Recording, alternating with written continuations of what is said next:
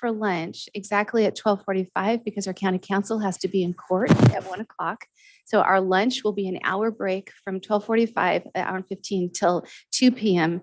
And then at 2 p.m., we have an item that needed to be taken care of today, didn't make the agenda timely, doesn't qualify as an emergency.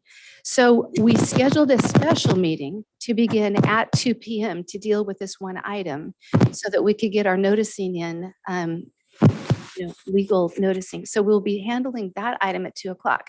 If the balance of our agenda is not handled by 2 p.m., we will then resume the general session of our regular meeting.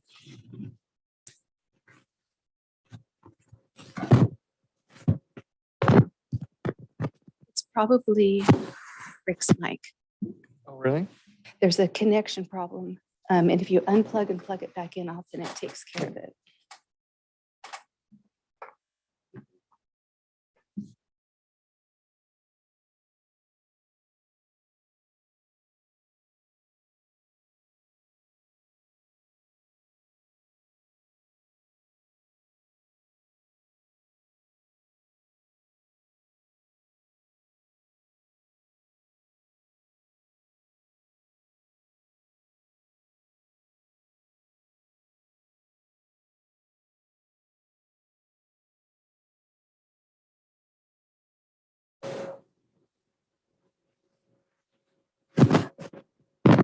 It's the very last one you touched. What was that?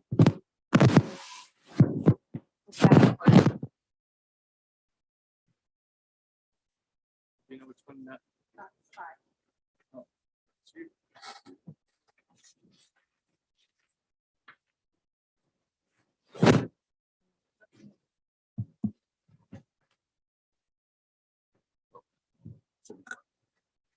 Well, we can share a mic over here if we need to. All right, we're going to start in with item 1.1. We're going to receive an update from the U.S. Forest Service representative regarding matters of interest in Trinity County. Today we have our Weaverville District Ranger, Tara Jones. Good morning and welcome. Good morning. Thank you for the opportunity to come before the board. Okay, so here's your update for what we've been up to since I was last here, or actually Ben was last here. In fire, as you know, we've had a few fires here locally. Continue to get some small fires that we've been successful at catching and keeping small. I want to thank our cooperator and partner CAL FIRE. We've had some good initial attack successes working with them on some of their fires as well. Also had a very successful trip to the fair at our fire prevention booth there, as well as our booth.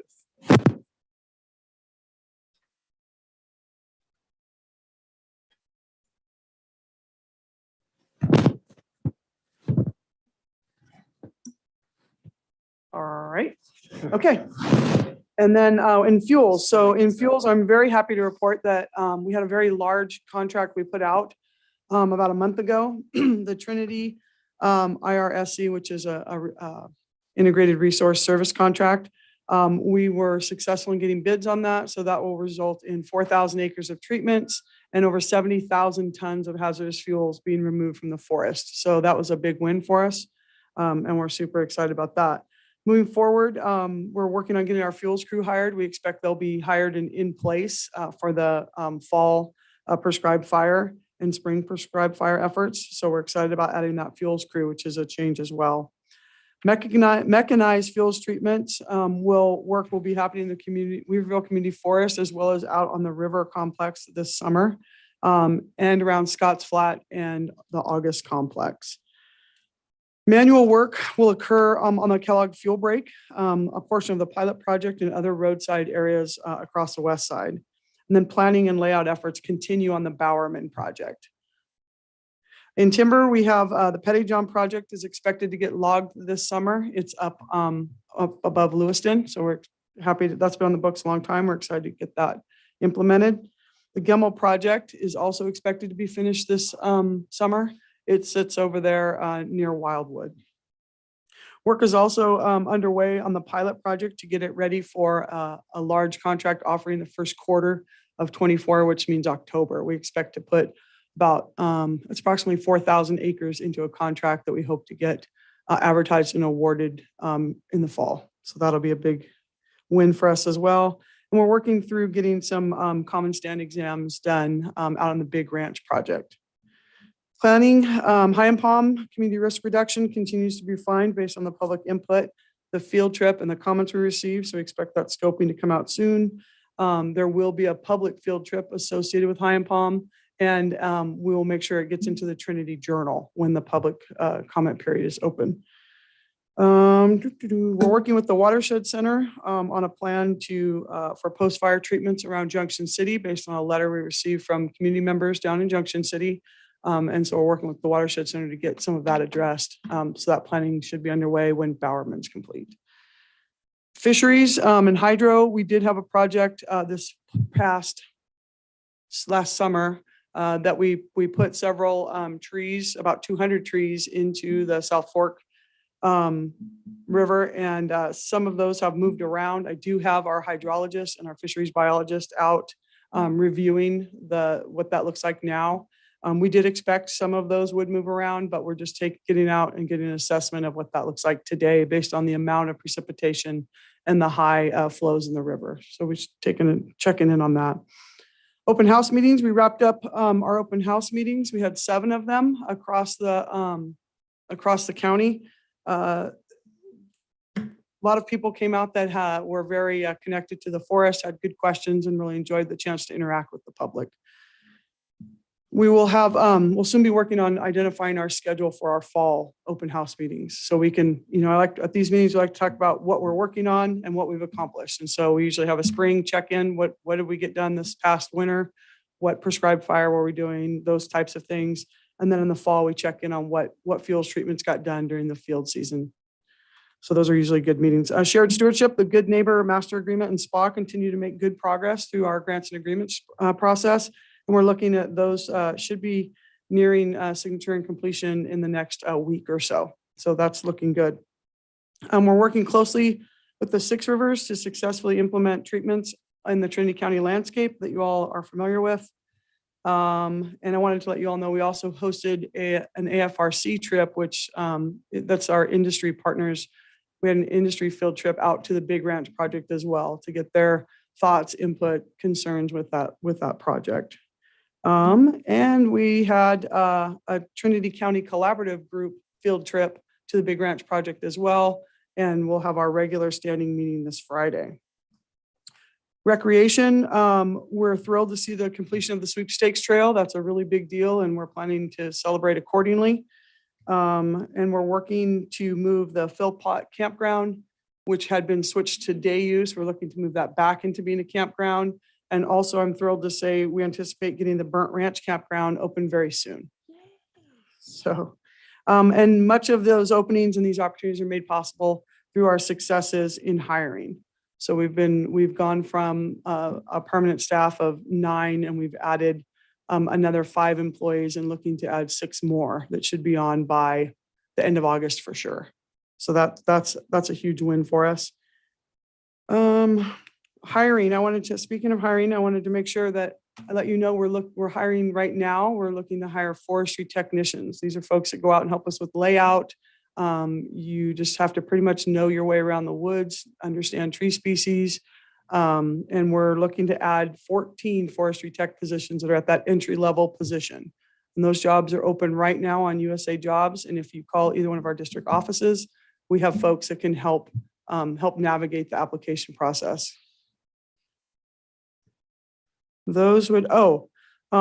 On a side note, I would like to, if possible, switch my attendance to the meeting or the Forest Service report outs to the first meeting of the month, because one of my internal meetings is now conflicts with my appearance here. So if we could move it to the first meeting, that'd be great.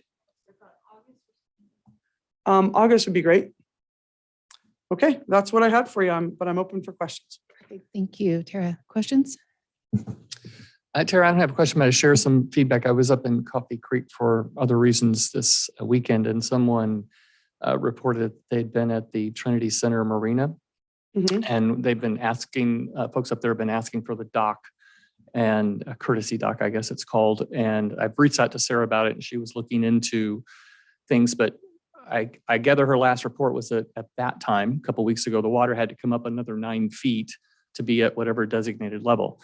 The only reason I bring this up is that a 66-year-old woman slipped, broke a rib and cracked 2 ribs, trying to get in and out of her boat there. And basically the person telling me this, her husband, was saying wouldn't have been the case if there had been a courtesy dock.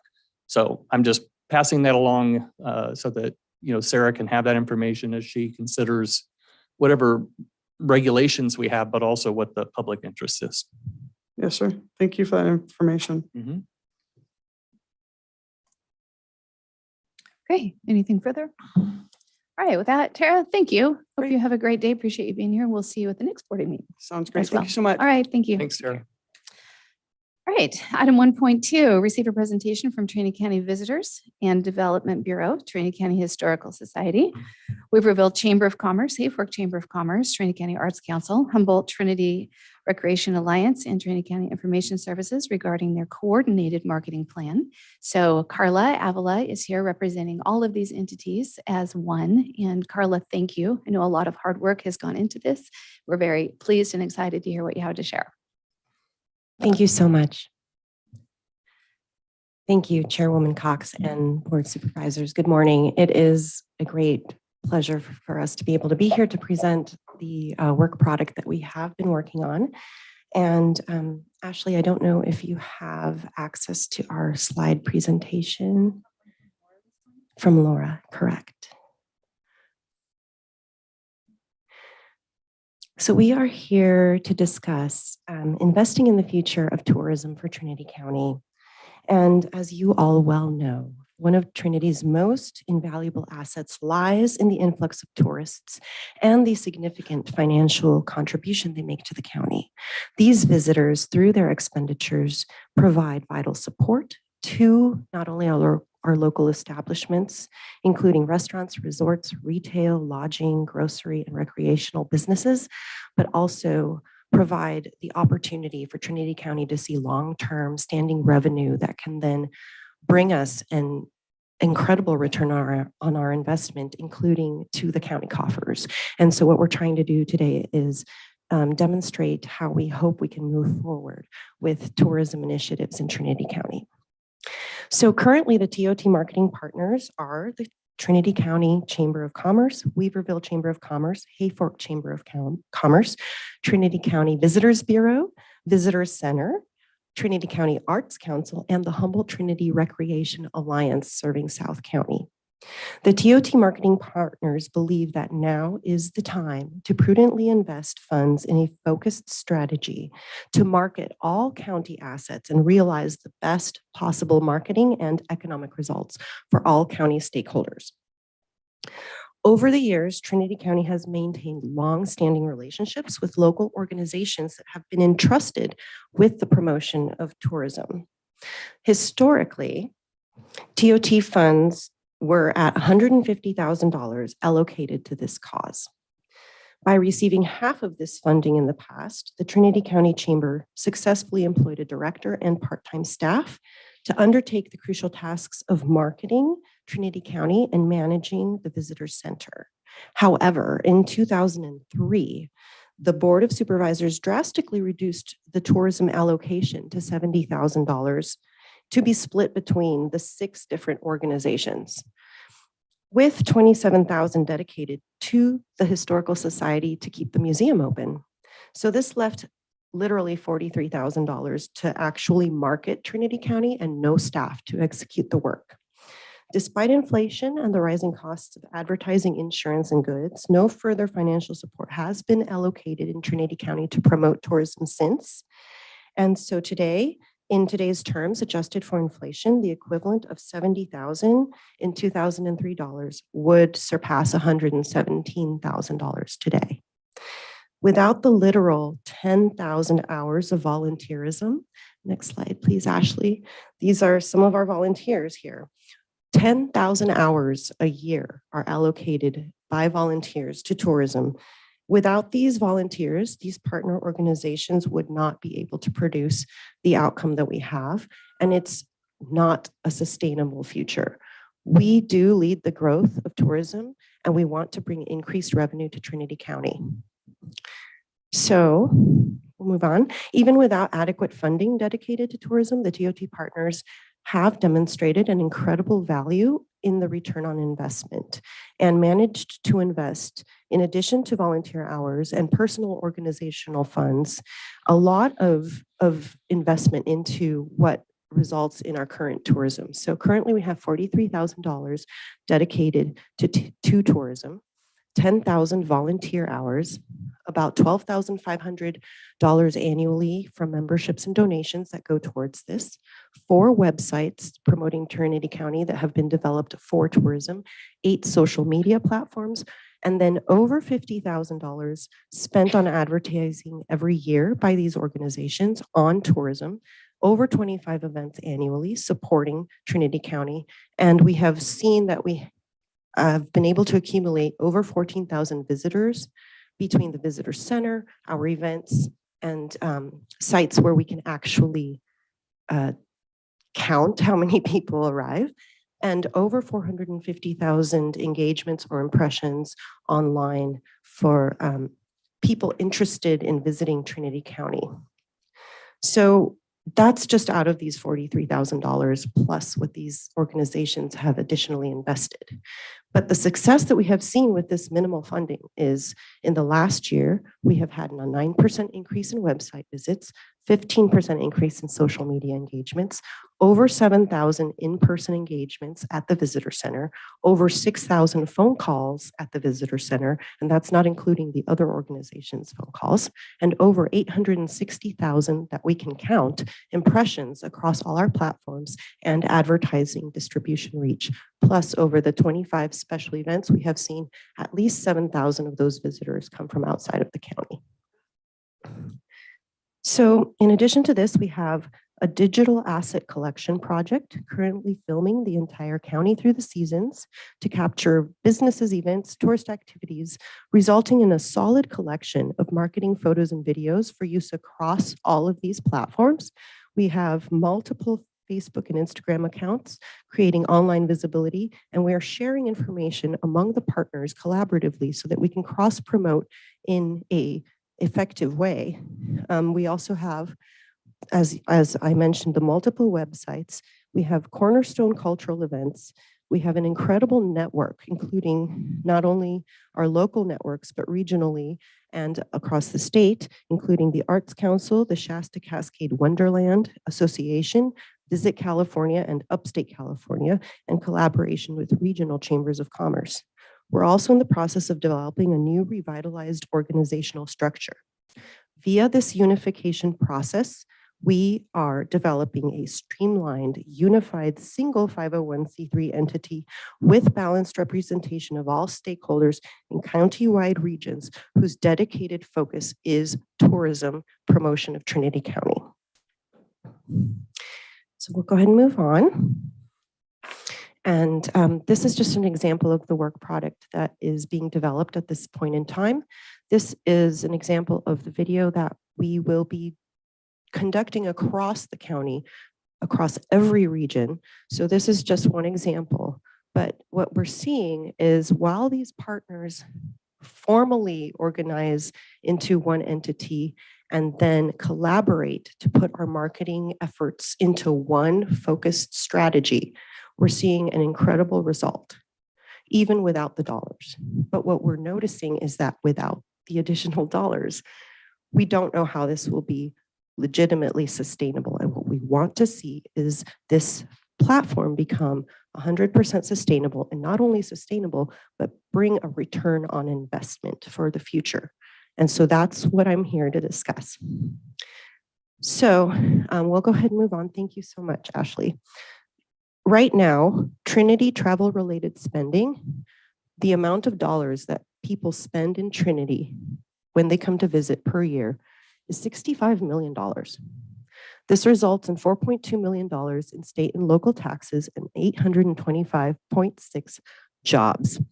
So across California, travel spending in last year grew to 134 billion.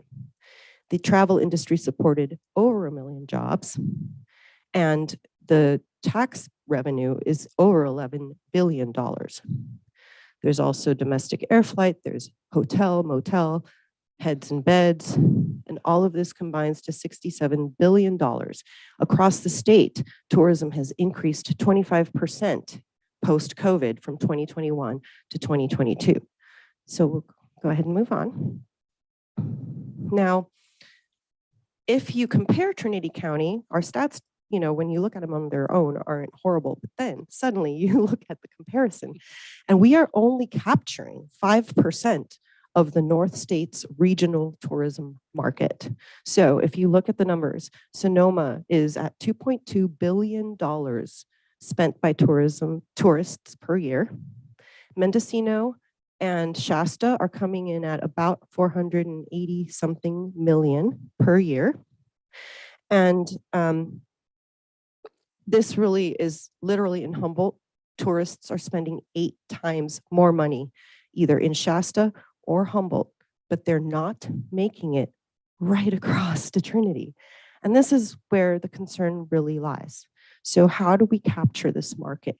How do we join our neighbors so that we're part of winning this race?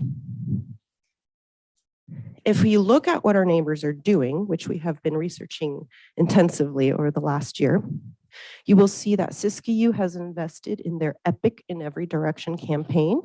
And then if we move on, we'll look at just examples. Reading, Set, Go. Visit Reading has demonstrated as an example what this increase in TOT dollars towards tourism can do for just one community. But what we're seeing is that in Shasta, we now have $485 million a year being spent on tourism right next door. Go ahead and keep going. And in Humboldt, same thing. $483 million being spent a year right next door because they have invested in this type of cohesive branding and marketing of their county in a very strategic way.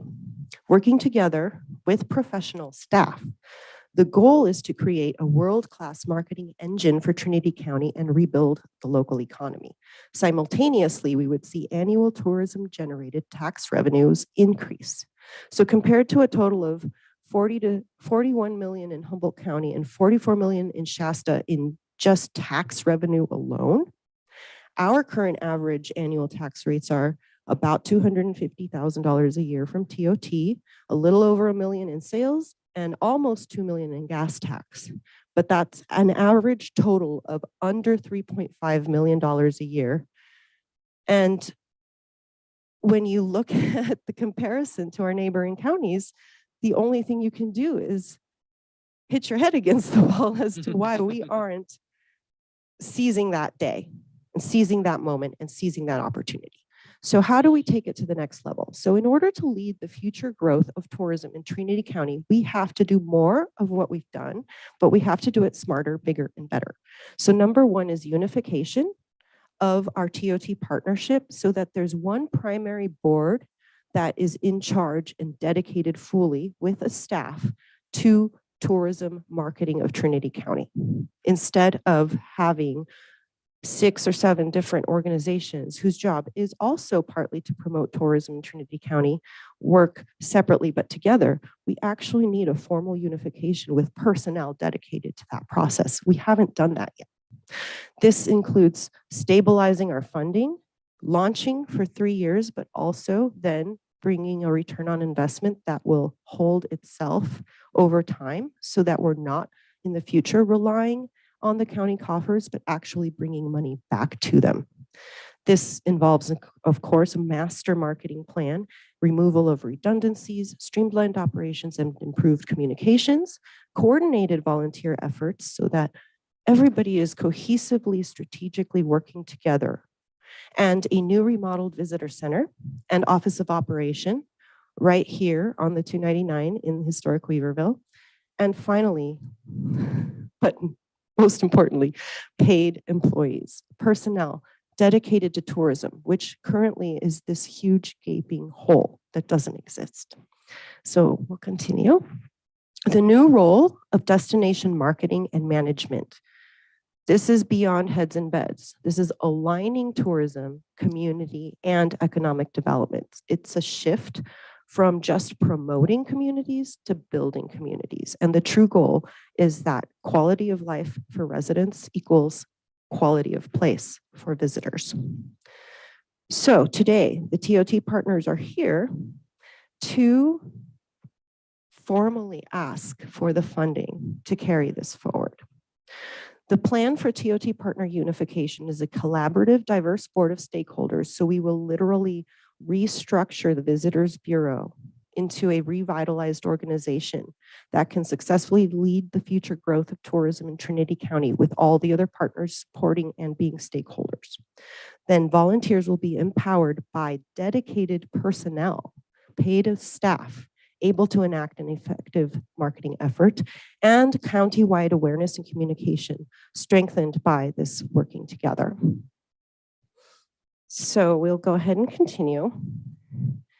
Unification brings administrative efficiency, streamlining processes, common visions and goals, impactful marketing methods, focused planning, and protection against burnout, and sustainable investment in personnel capacity. So with dedicated professionals, we will see immediately an enhanced online presence. Everything we're trying to do will come together in a more strategic way. We will see those numbers go up.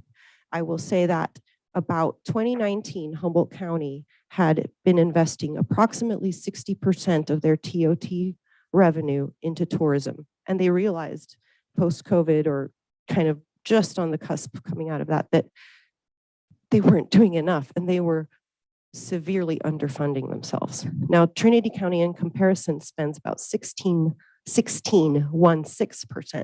of our TOT revenue on tourism.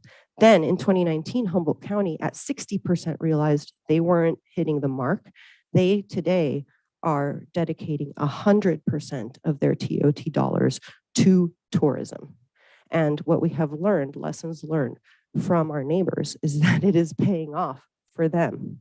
However, it is not crossing the borders to us because we haven't in turn developed our own internal strategy to bring from Shasta and Humboldt those dollars, those hundreds of millions of dollars a year right here.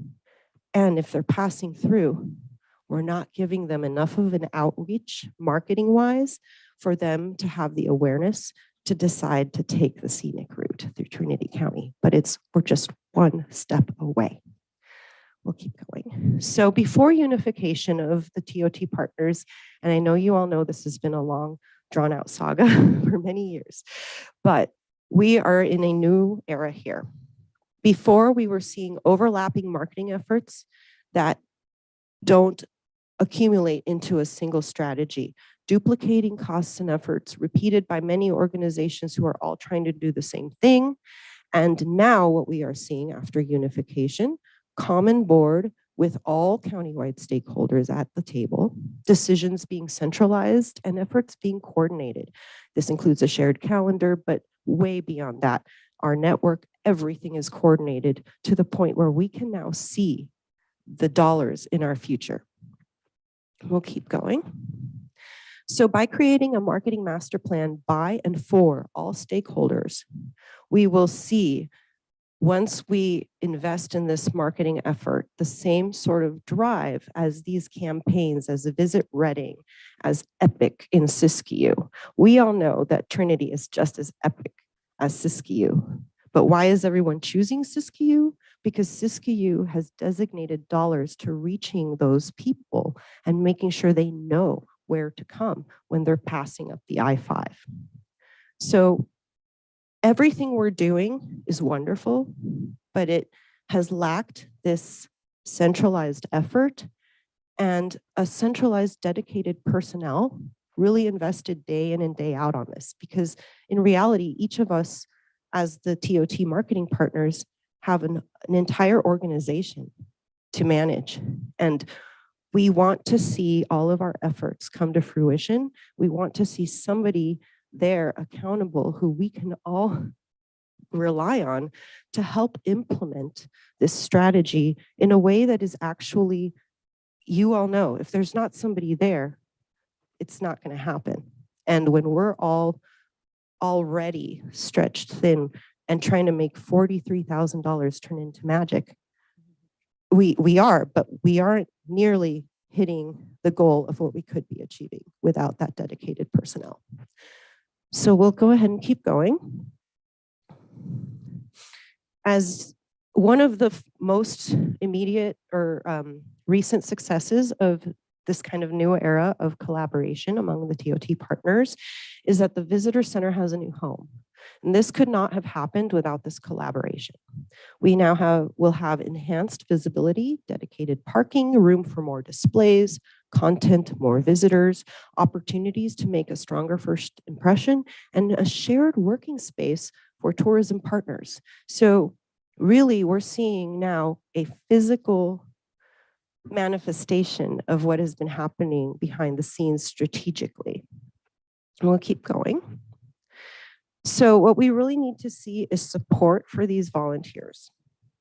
And without these volunteers, we would not be where we are. But these people are going to burn out, and we are not going to see a return on our investment unless we invest in a way to make this a permanent momentum that doesn't have volunteerism as what it's dependent on. We need somebody who all these people can go to and say, this is the person for tourism in Trinity County. That person still does not exist. Okay, we'll keep going. So with key people dedicated to the job, we can achieve our goals to bring a return on investment. We believe we can do it within 3 years with a positive revenue stream for the long term and a radical shift in tourism-related revenues for Trinity County, economically benefiting our businesses, people, and community at large. We need an executive director of tourism, a visionary leader to position Trinity County as a premier tourist destination. We need support personnel for administration, grant writing, and accounting and special services. And with this, we gain a dedicated team. So without this dedicated team, we're still playing without a quarterback, essentially. We'll keep going. What we risk if we do not invest in the future of tourism in Trinity County, we risk losing all of this money that's going to all of our neighbors. Wonderful for them. When you look at our number at the bottom, you just can't help but think, how are we missing this mark? And it's only because we haven't invested adequately in getting those dollars into Trinity County. We'll keep going. So we're currently risking not being in a strong position to also partner with our neighboring counties because regional networking of this part of California is very important, and we're not considered legitimate unless we're really at the table. And so we're not in a strong position to partner with Humboldt and Shasta and Mendocino and Siskiyou. The burnout of what equates to $200,000 of volunteer time is a long-term sustainability risk. And there's tons of missed marketing opportunities to explicitly targeted audiences with interest in what we have to offer, but who we currently cannot reach with the dollars that we have, and who then choose to spend their dollars right next door. We'll keep going. We all know that tourism means certain things. What we gain investing, our return on investment. We know from what our neighbors have done that this works. We will have more heads in beds. We will have more day trippers. We will have more people stopping instead of driving through. We will have more tourism in the shoulder seasons, which we are seeing happen in Humboldt and Shasta. But again, the reason it's not crossing our borders, when we have so many businesses struggling to keep their staff employed all year round, and yet it's right there. It's right there at our fingertips. More meals served in restaurants, more purchases in stores, more interest in a thriving community. We know our culture is rich and vibrant, but how do we get it out to the world? So this investment would mean not only an increase in TOT funding for more heads and beds, more sales tax, more gas tax, got to fix those roads. Significant increase in revenue for our local businesses and events, increase in tourism related jobs, overall revenue to the county coffers, increase in therefore services, equipment, and other needs the county may have, so that we're not just spending money on static equipment. We're actually investing in a way to bring in more revenue so that in the future, when the sheriff needs something or the library needs something, those dollars are coming in from our tourists. And an increase in county revenue for county supported jobs. So this is the long-term gain. We can do this with a really pretty exceptionally frugal budget, but we know how to do a lot with a little in Trinity County. What we are asking today, so we already have a 70,000 allocated from TOT. We're hoping to keep that, and we're hoping to separate the museum so that there's a true 70,000 to tourism marketing.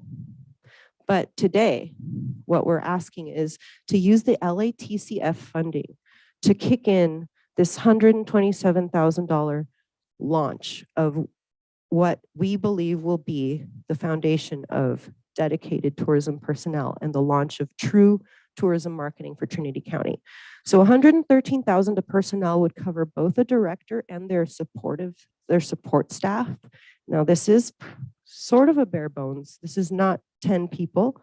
This is 1 to 3 people, but this is 1 to 3 dedicated people whose job day in and day out is tourism, which we don't have at all right now.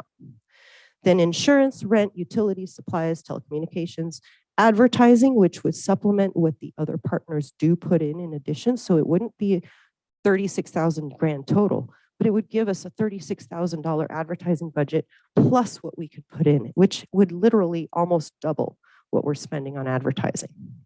Special events, and then because the Arts Council is sort of a giraffe in a room of zebras, we have a dedicated amount to cultural event tourism. And then because the Hayfork Chamber of Commerce also is a little bit of its own animal, currently it would also retain what it currently gets from TOT. And as we evolve this centralized entity, we will continue to look at how the Hayfork Chamber can kind of integrate into what we're looking at integrating with the Weaverville and Trinity Chamber and Visitors Bureau. But this is a process, so this is year 1. And in addition to the funding from the county, we know we can achieve $15,000 in memberships. We believe that number can go up, but we're being conservative here. And we know we can achieve $15,000 in fundraising efforts. Again, that number could easily go up, but we're being conservative. With a $200,000 budget, we can make this happen. We'll go ahead and go on, Ashley. So the timeline for projected progress would be, if we increase funding now, by September, hopefully, and I know it's hard to attract the right people to Trinity, but we do believe this would be a very enticing job opportunity, and we could have a tourism director position filled. Immediately, we could initiate the strategic marketing plan with that person's guided visionary leadership. We could have immediately, by the end of this year, beginning of next year, we would see enhanced website, social media presence, the entire marketing platform cohesively, trajectorially moving forward. And by March of next year, we would have a future funding plan for the long term.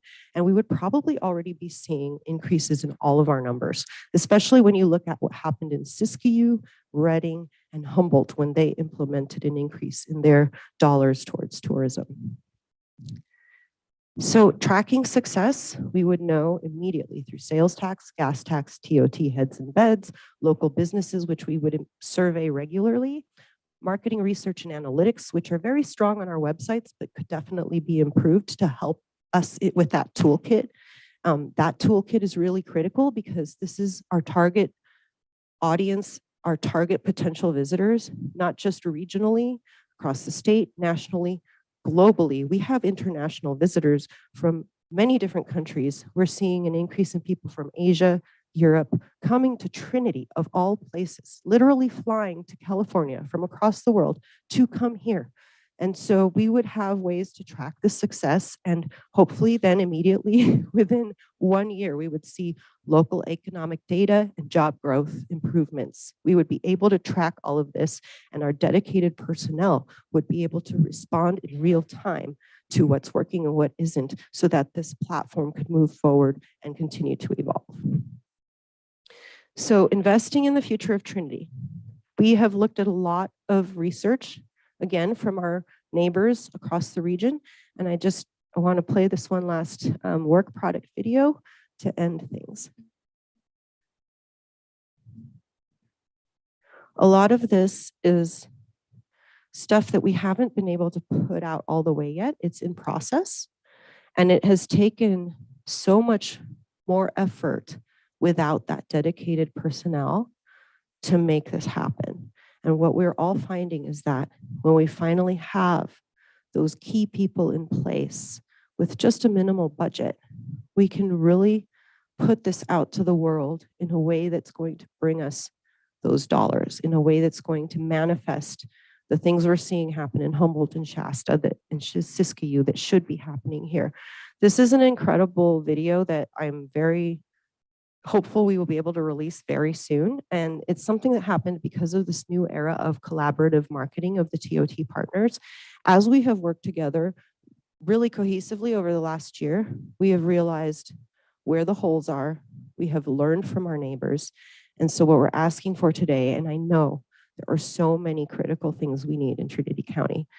The reason we are asking for this is because now is the time to put this little bit into dedicated personnel so that tourism will bring back the dollars that we need to see to support Trinity County.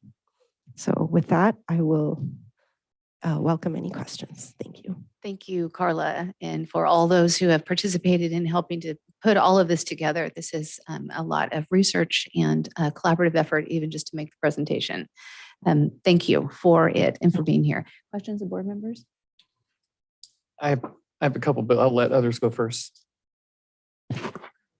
Thank you. That was very informative, and I appreciate that. I love enthusiasm for this county because it really is a very cool place.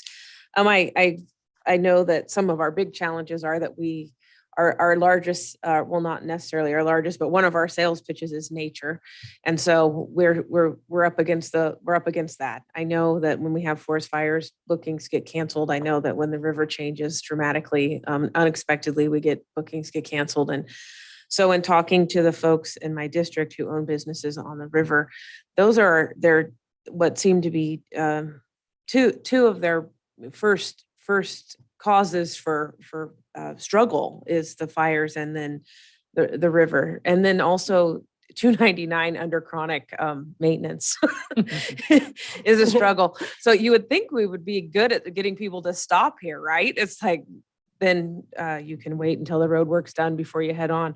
But anyway, with all of that said, a couple things that over the last couple of years I've noticed and just had curiosities about is how can Trinity County kind of get some sideways off of the cruise ships that are now coming into Humboldt Bay, looking into ways that maybe we can establish or create a possibility for a day trip into Gold Country or something like that, where people get off the ship for the day and we bring them here and have them back, or if it's a one-night excursion over here. I think that would be something worthwhile into checking into. And then this is just an offer for support if it's ever wanted. Old Helena is devastating that it's been destroyed. I feel like we lost a true Trinity County gem by seeing that property be utterly destroyed and vandalized to the point of, I don't know if it's possible to restore it, but I have a huge heart for that area, and I'm happy to help with the Historical Society or anyone who wants to begin a process of restoration and trying to figure out how we can save that, what's left of that amazing historical landmark area there. And then two, one of the things that is super tiny, but in the Capitol building, where every county has a display, I would love to help with that. I have always wondered who did that, and because I've walked by it and I thought, oh goodness, we might be able to do better than that. But so I'm happy to help keep that fresh. I go down there periodically, and it would be something I would volunteer for, and I love doing that type of stuff. But I think that's one way that we could really make people stop for a minute and take a look. I look at some of the stuff we have versus what other counties have, and we really could do some good work there. So I'm So happy to help with that. Actually, Supervisor Carpenter Harris, there has been a group of people have worked on that. They Oh, have a recently? beautiful display that is Is it- ready to go and be taken there. Okay, It's good. coming. It's It's done. coming, yes. Good. That's exciting. I'm And those happy to things hear could that. Be updated on a more regular basis Okay. and maintained more up-to-date, accurate, and sleek and in the moment. Good, good, we could- good. It's been a while since I have visited it, and so I'm happy to hear that it's like That on it's the move happening. up. Yes. Yay, that's very good. That's all I have to say, except for thank you, and I look forward to seeing things go up. Thank you. Supervisor Litwiler. Yeah, I don't know if you'll be here later when we're making a decision about this. So while you're here, I wanted to make sure I commented on a couple things. One, I thought it was interesting that when we reached out to the folks at Siskiyou, they shared, when I was in person with them last week in Wairika, they said, oh yeah, hiring the first person is always the hardest. It's like getting that funding is the hardest. And then, from when she passed along information that when they did hire someone and they got the ball rolling, they ended up introducing a tourism investment district. Their initial annual income from that was $330,000 or something like that. And their more current report is it's over $990,000, I Yes, think. almost $1 million. So they've tripled that of money that came from the efforts of someone like this. So I thought that was very encouraging. And those folks have been very generous in saying they will come down and work with us anytime to help us do what they've been doing. And then the other thing I just wanted to do is a practical application, because I know you wear many hats, and one of those hats is with the Arts Council. And your efforts, and I know you won't take all the credit, but your efforts leading our involvement in the state grants for Art Council work and local projects had a huge return. And I just think, and I don't think would happen without someone taking the helm. And so if you could just spend a minute or two, because I think it's just a very practical example about how that investment that somebody made through you paid off for the county. Thank you. I appreciate that opportunity because it is a good example. So we recently received in Trinity County, $675,000 are coming in the California Creative Corps via grants that are coming directly to artist-led initiatives. Hi, Dan. And so this $675,000 is going directly to projects, but it was facilitated through the Trinity County Arts Council, which has a dedicated staff. And because of the personnel, we were able to put not only the word out that this money is available, but we were able to actually focus strategically with our cultural and arts community on how can Trinity County utilize what we all know we need. How can we put this together? How can we professionally grant write and apply for this money? So the Arts Council actually led our artist effort, but the artists individually applied and received this funding. It could not have been possible, however, without, as Rick Lutwiler is describing, a dedicated staff whose job it is to seek out those dollars and figure out the ways that they can match up with our local community in order to bring that investment here. And so we actually were expecting about $300,000 if you were to divide up this money over all the counties that it was available to. This was for the upstate California Creative Corps. So we were in a 19 county competitive pool. We were very fortunate that it was regionally separated. So we weren't competing with LA and San Francisco. And we were very rurally Northern California focused, but it was everything from Gold Country to the coast, all the way up to the Oregon border, 19 counties. And we crushed it. We got double what would have been allocated if it had been split evenly because of the commitment of dedicated personnel. And we're one staff, but that's how much of a difference one person can make. The only comment that I would make, Carla, is it occurs to me as a general takeaway in looking at all of the statistics. We have looked, it's been my personal feeling that we should market those people who live 1/2 to 1 day's drive away from us. We should be the weekend playground out of just habit. Mhm. But, we also want to market to the larger state, out of state, and, globally, as you have indicated. But it occurs to me that our neighbors have done that hard work for us. They've gotten everybody to our back door. Yes. All we need to do is just hop each one of them right over one more hill. Right? And so very exciting to think about what the possibilities of the return on investment would be for those efforts. So indeed, we will be discussing this more in detail later. Thank you for the presentation. Thank you. Absolutely. Appreciate your time. Thank you so much. Have a great day. Carla. All right, we have just 8 minutes until we need to welcome Graham Knaus into the boardroom via Zoom. He's ready. Fabulous. We'll jump to that. Thank you. All right, so it is item 1.3, receive a presentation from Graham Knaus, CEO for CSAC, which is the California State Association of Counties, regarding National Center for Public Lands Counties. Graham, thank you for joining us. Nice to see you. Good morning to you, Chair Cox and members of the board. I only wish that I was there in person. It's been a while since I've been in Trinity County, and certainly love when I have the opportunity to spend some time there. But I'm actually in Kings County. I was in front of their board just a few minutes ago, and am delighted to be able to spend some time with you talking a little bit about CSAC and also about the National Center for Public Lands. And I want to start by taking a bit of a step back and laying some context around how we got to this point. And first, just to be clear in terms of what our role is, CSAC serves as the advocate for all of California's 58 counties, which means I have the great opportunity and honor of representing the 5 members of your board and the other 291 supervisors in the state of California. And we do so with an attempt in mind to always empower communities. This is our core driver, always empower communities and supervisors to have the authority, the resources, and the flexibility to do things in a way that makes sense in your community.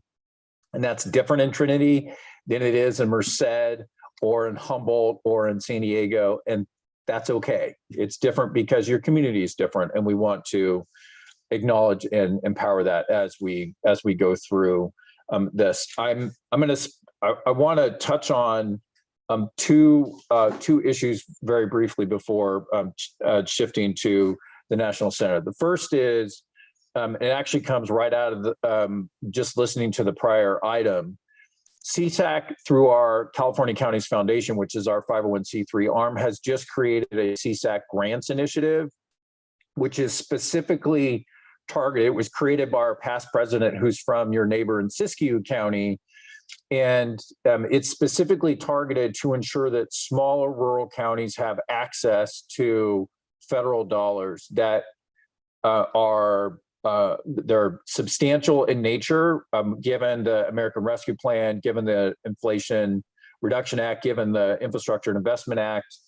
And those dollars will likely continue to flow over the next few years, but they all require grant applications. And in many cases, and this is particularly true in small rural counties, there is not internal capacity to seek out those grants, which is why what you were just hearing from one of your partners at the Visitors Bureau is so important in terms of accessing those dollars related through the Arts Council. And so we've created a program to partner with counties to access those dollars. And so would be happy to talk further about that to the degree that it makes sense in Trinity. That is all about getting longer term investments in your community so that you can have the same benefit as, or even greater than larger counties, whether in California or in other states. So that's one thing I wanted to mention to you since that seems topical. The other is around Homelessness. One of our core or our highest priority at the moment is around homelessness, and we've created a plan to address it that is comprehensive in nature, that lays out state, county, and city responsibilities, and that has been endorsed by a number of your counterparts in the northern part of the state. It's something that might be worth looking at as well for your board, as we are trying to empower communities to have the authority and the resources to do things in a way that makes sense, and have state accountability aligned to what authority and resources you have to deliver services and solutions around homelessness. So we continue to work on that issue. I'm particularly thrilled to spend some time with you all because I grew up in Humboldt, so spent many, many years in Humboldt, and have also spent some time in High Palm as a place to refuel and reset along the river. So there are many treasures in Trinity County, for sure. Where we come today starts with the National Association of Counties and their Western Interstate Region Board. Both NACO and WIR have made a request for of 1%, a voluntary request for counties related to the local assistance and tribal consistency funds. And that's a lot of words to say dollars that are largely discretionary that come out of ARPA to counties, primarily those with a heavy portion of federally owned lands. And in traditional years, these funds are called PILT, Payment in Lieu of Taxes, and they are to recognize the impact of federally owned lands which do not contribute property tax revenue to the county and the community, to recognize the impacts of those federally owned lands on services and infrastructure in your community. And so typically each year we go back to DC and we fight to get an annual allocation that is about $750 million nationwide. And most of those funds go to the north and northwestern parts of the country, including the northern part of California that you sit in. Those dollars are susceptible every year to being zeroed out. We often are fighting just to get back to the $750 million level, and they virtually never grow. So it is static at best back there. And yet we know that the impacts of those federally owned lands far exceed the PILT funding that is allocated by Congress each year. And I think about the example in Inyo County. In Inyo County, they have a population of 18,000. The county covers 11,000 square miles. It is 98% federally owned, and they have 6 million visitors a year that go to Inyo. And most of those visitors are in areas where there's not a hotel. They're out in places that produce, they largely do not produce TOT or other kinds of local revenues. And much of that exists in some of the Trinity outdoor recreation economy as well. And the amount of dollars that are flowing to offset the impacts of those related to emergency services and all the disaster response that's necessary, related to all the other ancillary services, and of course, core infrastructure is nowhere near what the actual impact is on your community. And so those dollars we want to find pathways to increase those so that your community can be empowered and isn't subsidizing federally owned land that resides in your community. So that's where the National Center for Public Lands comes in. The NACO, which was the lead federal advocate on the ARPA dollars, was successful and instrumental in doubling the amount of dollars that would otherwise have gone out for payment in lieu of taxes. And those were labeled as local assistance and tribal consistency funds. But there's a once in a generation opportunity because those dollars doubled from what would have been in place in prior years. So instead of the normal 750 million, it's 1.5 billion. And so there are opportunities that exist now that have never been in place before. And so the National Center emerged through conversations primarily with rural counties in the northwestern part of the country, and was created by a very small working group within the Western Interstate Region board. We have an officer that serves on that board. It's Supervisor John Peters from Mono County. He's one of the 4 officers. He's one of 5 people that was instrumental in the creation of this center to ensure that California County interests are being represented in it. And then California has 2 seats on the WIR board. One was just appointed, and that is Supervisor Heidi Hall from Nevada County. And the second is Supervisor Matt Kingsley from Inyo County. Where this is relevant is in trying to change the trajectory of PILT dollars in the future.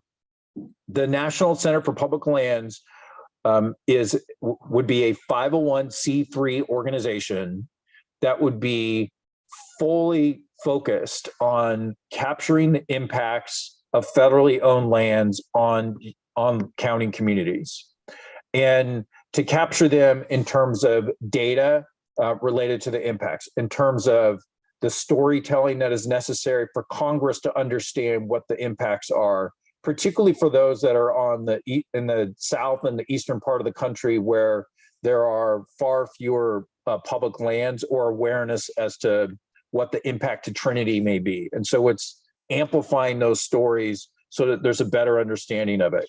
Also capturing how you're currently utilizing the PILT dollars that you have received to make an even more compelling case as to why those dollars should grow over time. And to do so, whether it is an outdoor recreation-based county or if it is a more mineral resource-based county or a combination of the two. And we have both of them in the northwestern part of the country. And so the 1% requested contribution from NACO and WIR would flow through us at CSAC. And so we're simply the administrator of, or the pass-through entity to collect those dollars, to send one check based upon whatever the level of commitments may be. We would send that one check to NACO, and then the center would be created. It is intended to be a one-time only contribution to create an endowment. To create an endowment that could be used to hire those to do the research, create the data, do the storytelling, that then can be used related to PILT advocacy back in Washington, D.C. And so this, there are a number of counties in California that have moved forward related to this. I think the current commitments are moving towards about $1 million, and most of our colleagues in counties and other states where this is material are in a similar place. So I want to talk for a moment about the specific value of doing this. And I want to go back to what I referenced in terms of PILT. We fight every year for the dollars for PILT to offset the impacts of federally owned lands in your community and the communities surrounding you. And for many, many years, those dollars have not grown one penny. But the impacts have actually gotten greater, not lesser. Your costs have gone up and the impacts of those federally owned lands have gone up. That's most certainly true around wildfire preparedness in Trinity and a number of other counties, given the disasters that you all have experienced over the last 5 years. We want to change that. And the National Center is a once in a generation opportunity to make a modest investment of 1% of these dollars to be able to really capture the data and to change the narrative in DC around this issue. And so this is really intended to be a very modest investment to get to a longer term return and direct benefit to your community and to your board to have additional discretionary resources to best meet the needs of your community. That's really what this is about and why it has been driven by northwestern small rural counties in California and Washington and Montana and Utah and Idaho. Where we're at in the process is that later this week, the National Association of Counties is holding its annual conference. It starts in like 48 hours, I think. And as part of that, both the NACO board and the WIR board will be determining a go or no go in terms of the National Center. If they believe there are sufficient commitments where there will be a sustainable endowment, they will move forward. And it is very likely that that is what the decision is. But if they believe there is not a sufficient overall commitment, then that center will not be established. They're right in the cusp of, pulling that legal entity trigger of formalizing the 501c3. What is relevant for California is that the leadership of this national center would be determined in part by NACO leadership, of which California has one of the 4 NACO officers, so we would have a seat at that table, and WIR leadership, of which we also have one of 4 officers that would have a seat at the table, and in fact, the one of the few folks that actually created this thing. And so this is all about trying to grow the pie and grow the pie to empower your board and your community based upon the impacts of federally owned lands in Trinity County. And so I think I should stop there and hand it back to the board. Certainly interested in any questions, comments that you may have around this, and really appreciate the opportunity to spend some time with you this morning. Thank you, Graham. I appreciate you being here. And I've been seeing this come through emails and different literature, and your explanation for me personally is really helpful. Very appreciated and certainly timely, as the decision clearly needs to be made. I do have a couple questions, but I'm going to yield to other board members first. Graham, I just wanted to confirm, it sounded like what you were saying is NACO and WIR are the ones that helped get in our case, $4.8 million that we had to work with from that special funding source. And those are the same entities that are trying to get a little piece of it back so that they can then set up this National Center for Public Lands to then have a longer term, bigger impact in the same vein. Am I taking that right? That's exactly right. Okay. And my understanding, I guess, Trent, if you can just confirm, when we met last time and we're going over the preliminary budget, my understanding was that you had set aside the equivalent of 1% so that if we did choose to move in this direction, once we heard from Graham, that we would have it available to do so. Is that fair? That is exactly what we've done. Okay, thank you. Okay, Graham, I appreciated I get a mental picture of this advocacy that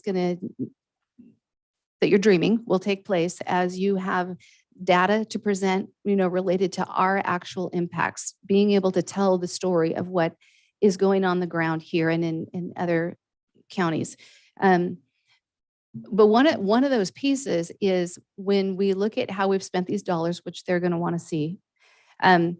We would love to also show you the list of all the other ways that we needed to spend these dollars, and you can only spend them once. So even though we have tentatively set aside 1%, there's a whole list of things that are desperately needing attention. So I guess the first question would be, we've heard that there is potentially a second similar payment coming our direction. Do you have any confirmation that that certainly will be the reality? Yes, so the 1.5 billion was split into two payments. And so one has already been made and the second would be made next year. Next year, meaning kind of January-ish, like just end of the year, or you're not sure? I believe in the current fiscal, in the current fiscal year, which just began. So prior to June 30th of next year, but I'm not absolutely certain, would circle back with your board related to that. Okay, all right, thank you for that.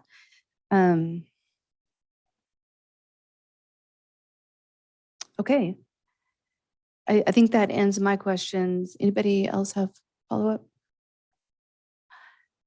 All right. With that, we'll say thank you for being with us and let you move on to the next county. I understand you're hopping on to another presentation. So thank you for all your work on our behalf. There's much that you do that we do not see, and certainly enjoy the benefits of. So thank you. Well, thank you all for the opportunity and for the great service that you provide to your community. Appreciate it very much. Look forward to seeing you in person here shortly. Thank you. Take Okay. care. All right. We're going to take literally a 5-minute break. Be back at 10:17.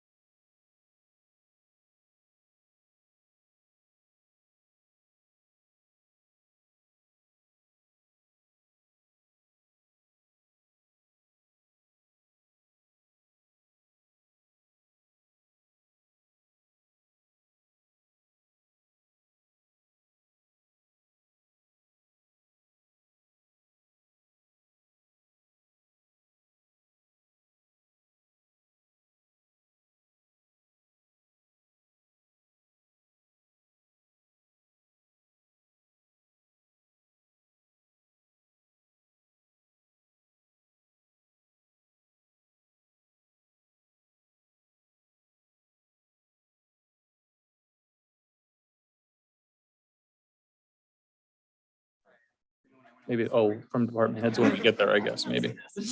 Okay. All right, it is 10:17. We're back in session and we are at item 1.4.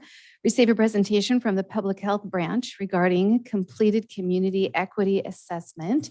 With us, we have our public health nurse, Marcy Jo Kutzel, and she has other co-presenters that she will be introducing. Marcy, thank you for being here, and we are anxious to hear what you have to share. Good morning. Thank you so much, Chairwoman Cox and supervisors. I'm really excited to be here.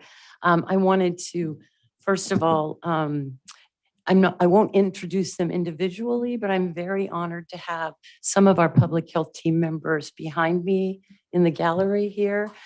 They truly get all the credit for the hard work that goes on in the health department, and they're quite amazing, I can tell you. They come to work every day dedicated to improve the lives of everyone in Trinity County, and I am just so proud of them and so honored.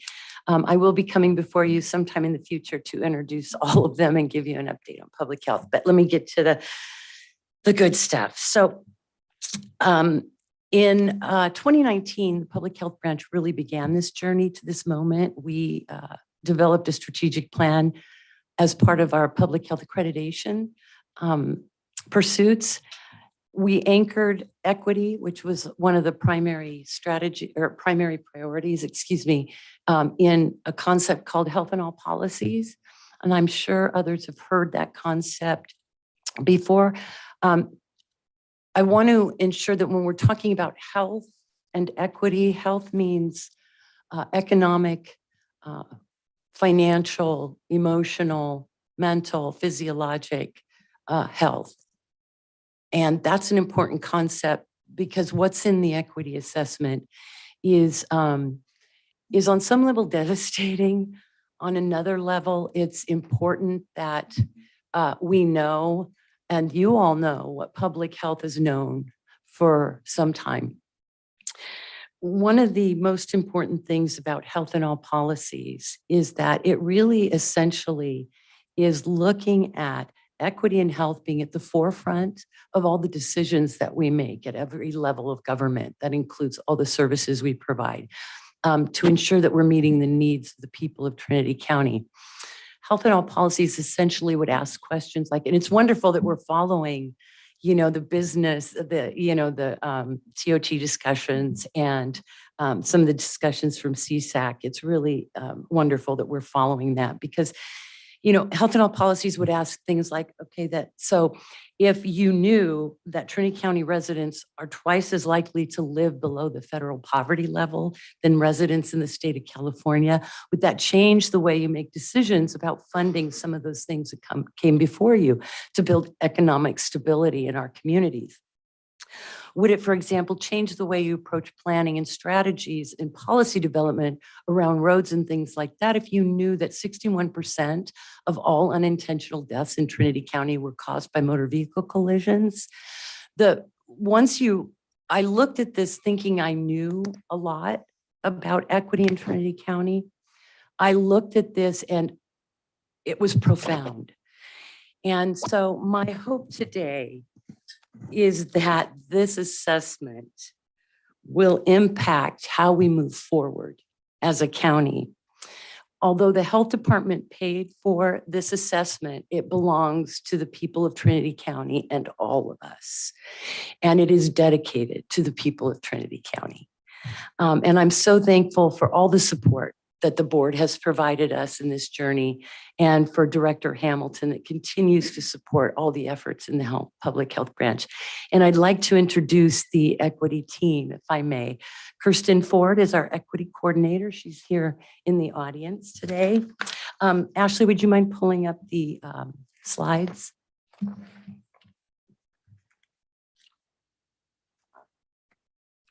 Thank you. Next slide.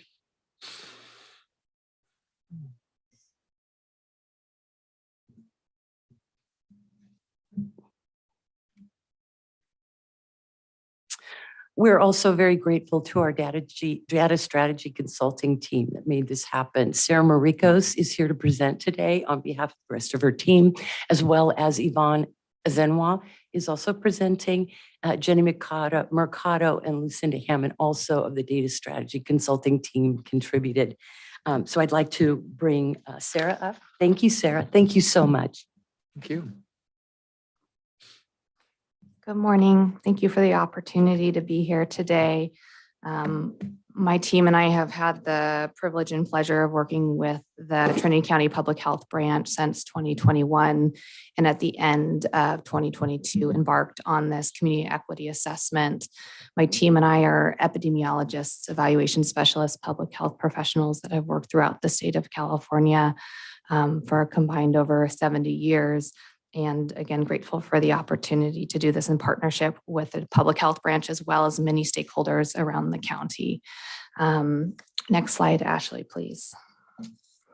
And so Marcy already went through a lot of the background and rationale here, but really at the heart of it, this assessment is the first phase in helping us understand inequities and the consequences here in Trinity County so that we can work to really focus on those levers that can really improve outcomes and quality of life for Trinity County residents. We have to be working at that right level, upstream prevention, so that we can see those improved outcomes that so many people want to see.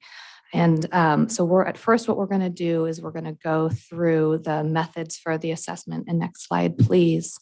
And then we'll share some of the high level results. My colleague Yvonne will be joining us on Zoom to share some of the findings from communities throughout the county and organizations throughout the county. And then we'll close with our next steps. So our equity assessment goals we set at the end of 2022, and there were three main goals. Those were to identify the key drivers of health inequities in the county, and then identify potential strategies to address health inequity in Trinity County, and have these inform the equity strategic plan, which is the next phase of this work that I'll talk about at the end of the presentation. Next slide, please. I think it's really important to start with the definition because people have there are different definitions and understanding and perceptions around health equity. And so I promise this will be the only slide that I read, but since I think it's foundational to start with a definition. So the definition we're using is from the Robert Wood Johnson Foundation that has done a lot of research over the last couple decades of how do we achieve health equity at a community level. And what it means, the definition we're using is it means that everyone has a fair and just opportunity to be as healthy as possible. This requires removing obstacles to health such as poverty, discrimination, and their consequences, which includes powerlessness, lack of access to good jobs with fair pay, quality education and housing, safe environments, and healthcare.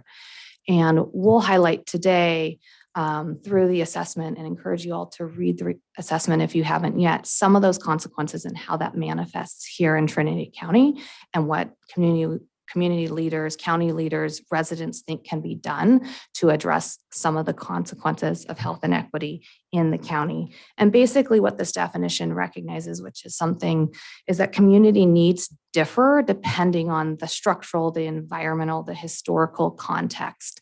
And so when we design strategies to address this, it's bringing that into mind, putting that at the forefront. Next slide, please. So first, I'm going to go over the methods for our assessment. We used the public health framework for eliminating health inequities as the framework of the assessment. To operationalize that, we used multiple sources of data and information at multiple levels, sectors, and perspectives. I'm going to spend a little bit of time talking about our approach because I think it's really critical to understand that we didn't use one source of data or talk to one group, but really worked to address the gaps and limitations that exist in nearly every data system by bringing data from across perspectives and across systems to really try to address those gaps. And I do want to say, there are real gaps, and I think many of you know through the work in some of our data systems, particularly at a local level, particularly when we have smaller populations or less common events. So I just want to speak to a little bit of our methodological approach to address some of those limitations that I think make this assessment really comprehensive and really strong. So first, we obtained county and state perspectives from a variety of data sources, local, state, and national. Some of these you're familiar with, fairly commonly used in assessments like these, ranging from the U.S. Census Bureau. We use the most recent data, the 2021 5-year estimates. We used lots of health data from the state level, for example, community burden, engine of disease, the Verbis, which is the Vital Records Information Business System. We used state and local education data and a wide variety of sources, 15 data sources with over 80 indicators to really understand from a quantitative perspective, what do we see in Trinity? How does that compare to the state? And then within Trinity County, what does that look like? We also wanted really strong community and organizational perspectives. That's often what some of this quantitative data can miss, particularly at a local level. So we obtained data and information from Trinity County leadership, service providers across the counties, and different systems and sectors. And that list is in the assessment in the appendix if you're interested in who was engaged and why they were engaged. And it was a range of groups, and we did sampling based on people's degree of influence, their community connectedness, and we conducted over 10 focus groups and several key informant interviews to accomplish this. And we did most of this in the winter and spring of this year. We also wanted to hear, well, many of the community organizational perspectives were residents themselves. We also wanted to hear directly from residents. And we did this through a community survey. It was a 14-question community survey that was open from the end of March to early May. And we distributed this in multiple touch points. It was available on the website. It was shared via email. It was shared at food access points in places like Junction City, Douglas City, High End Palm, Wildwood, Big Bar, and Coffee Creek. It was shared at the Health and Human Services Office for people accessing the intake process for Medical Health Services. So we really worked to distribute this survey in multiple settings, and our response were in fact from all of these different settings across the county. In total, about 231 residents responded. And it was fairly representative of the county population. So really proud of this effort. The respondents were slightly more likely to be female. 7 in 10 residents were female, slightly more likely to be older, a small percentage or a higher percentage of residents over the age of 40 than the county distribution, and fairly representative in terms of race and ethnicity and where people lived across the county. So I think this was a really strong effort, and we will highlight the results from this survey as well. So altogether, we took these different approaches to complement each other and to help validate or not what we were seeing in the quantitative data. Next slide, please. And so I'll just say a little bit more before I share the results, because I think the approach around the community and organizational perspectives was really, really key.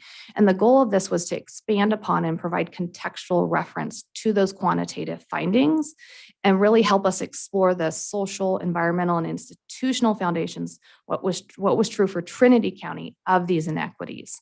And then we really wanted to hear, what does this look like in real life, day to day, for people and for people who provide key services in the county? And through this, we were able to identify, we think, some promising strategies to reduce inequities and produce sustainable models of change. Next slide, please. So as I said, there's over 80 indicators we highlighted in the assessment, and I'm just going to highlight a couple today. And I expect that some of this you're very familiar with. And so I'm just going to emphasize a few things that I think are really important in terms of addressing inequities in the county.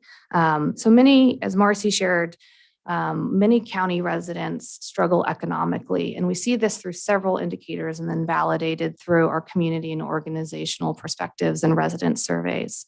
So with the most recent 2021 5-year estimates from the U.S. Census Bureau, about 23% of Trinity County residents live below the federal poverty level. So about 1 in 4 residents live below the federal poverty level, which is about twice the rate as we see statewide. In the most recent data, we did not see any significant differences between racial and ethnic groups, but we did see, and want to stress because this was validated in the community and organizational perspectives as well as residents, is that we see that families with children under the age of 18 are significantly more likely to be living below the federal poverty level. 31% of families in Trinity County with children under the age of 18, live below the federal poverty level. This was just about 13% statewide. Next slide, please.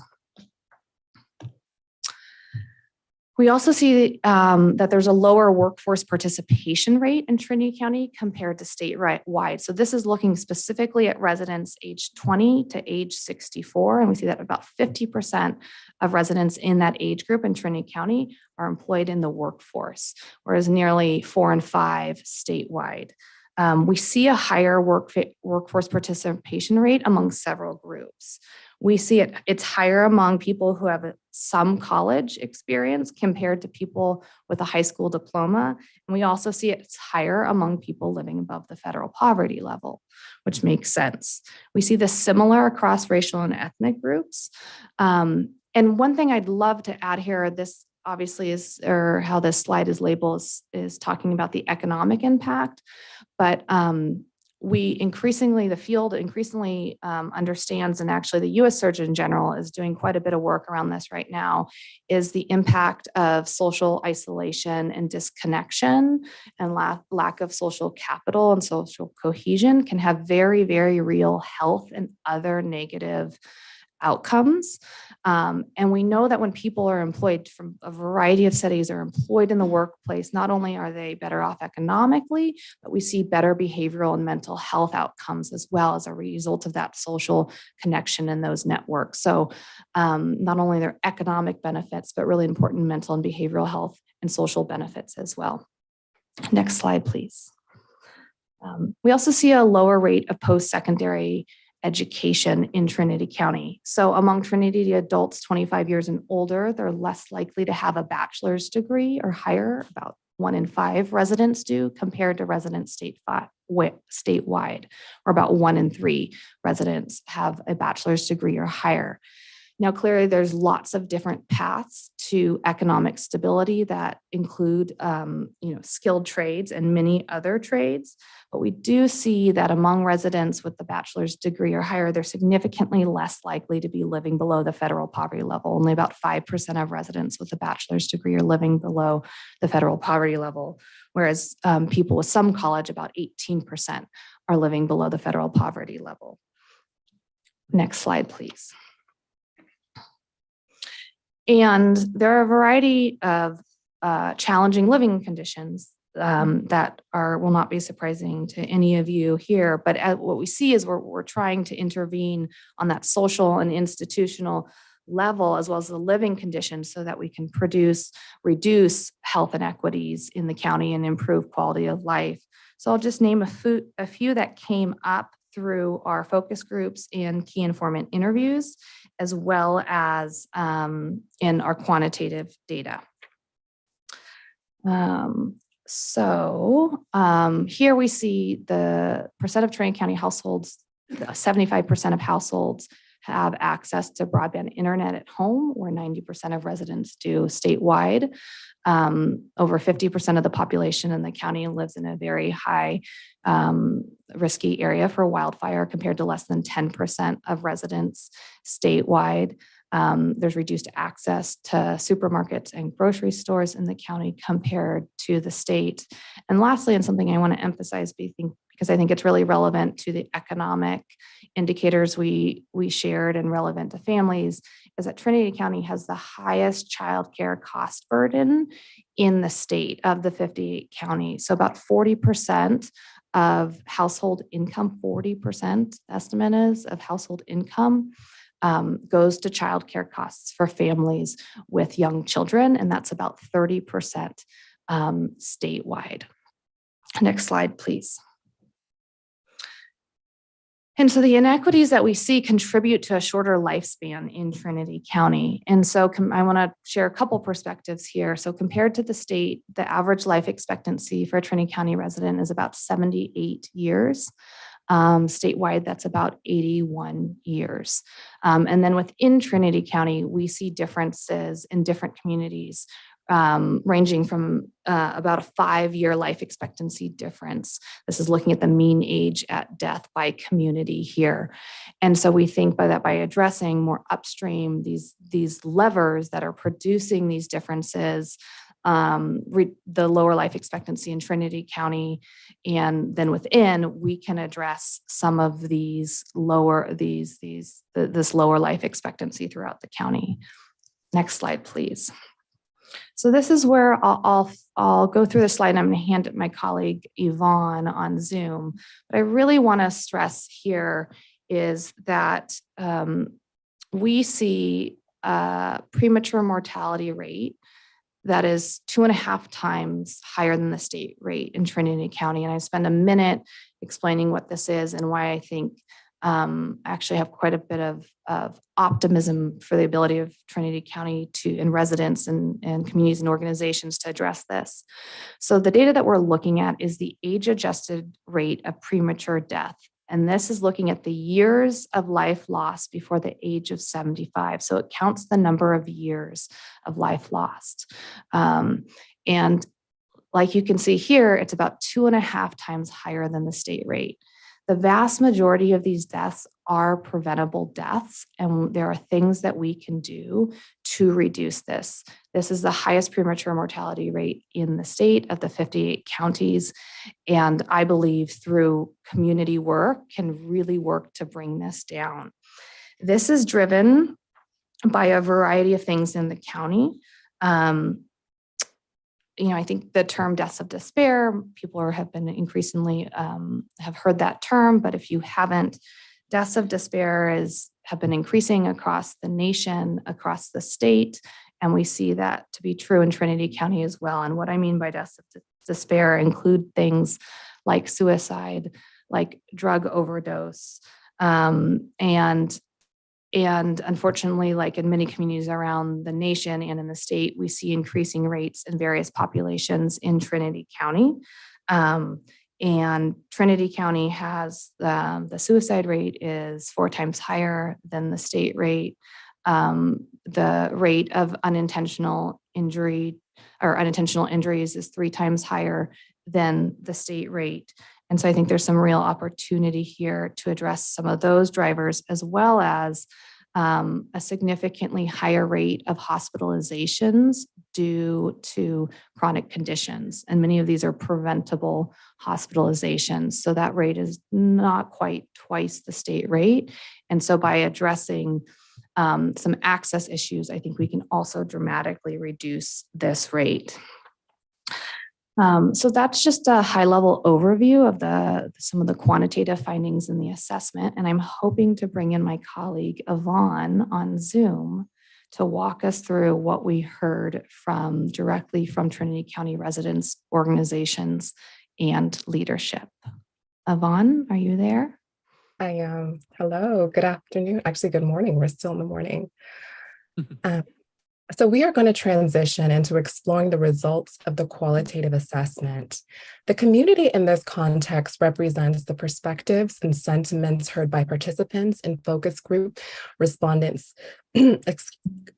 participants and respondents to the survey. And understanding equity from the lens of Trinity County constituents was key to tethering the empirical data to lived experiences and really providing critical nuance and context to some less explored aspects of equity. So I really want to stress how important it was that we included qualitative data in this assessment, because it allowed us to do several things, such as understanding from the quantitative perspective the challenges facing educational institutions, and then also speak to leaders in those settings that are actively working on grassroots solutions to support students. It also allowed us to understand from the quantitative perspective the dearth in specialty providers, and then speak to healthcare professionals that are actively struggling to find referrals for some of their most acute clients. as well as understanding from the quantitative perspective the economic pressures facing everyday Trinity County residents, and then hear directly from those residents what they would need to help them navigate some of those challenges. So we began with the question of equity. Focus group participants were asked, what does equity mean to them?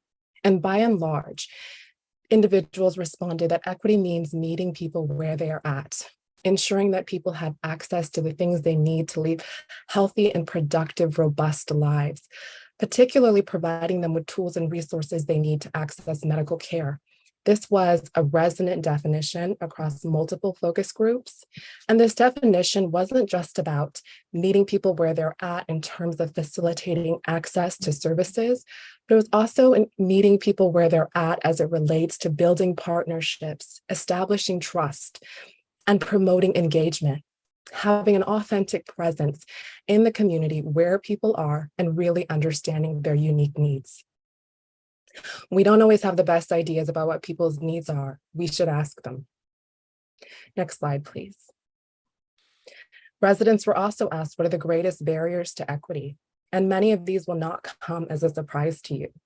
Both focus group participants and survey respondents highlighted the physical landscape and its associated access and transportation challenges as significant barriers, along with poverty and economic instability, particularly the loss of robust economic opportunity and generational poverty. They also noted policies and governance as significant barriers, particularly trying to navigate complex medical policies, trying to provide themselves with more education, finding access to the pieces of information that they need.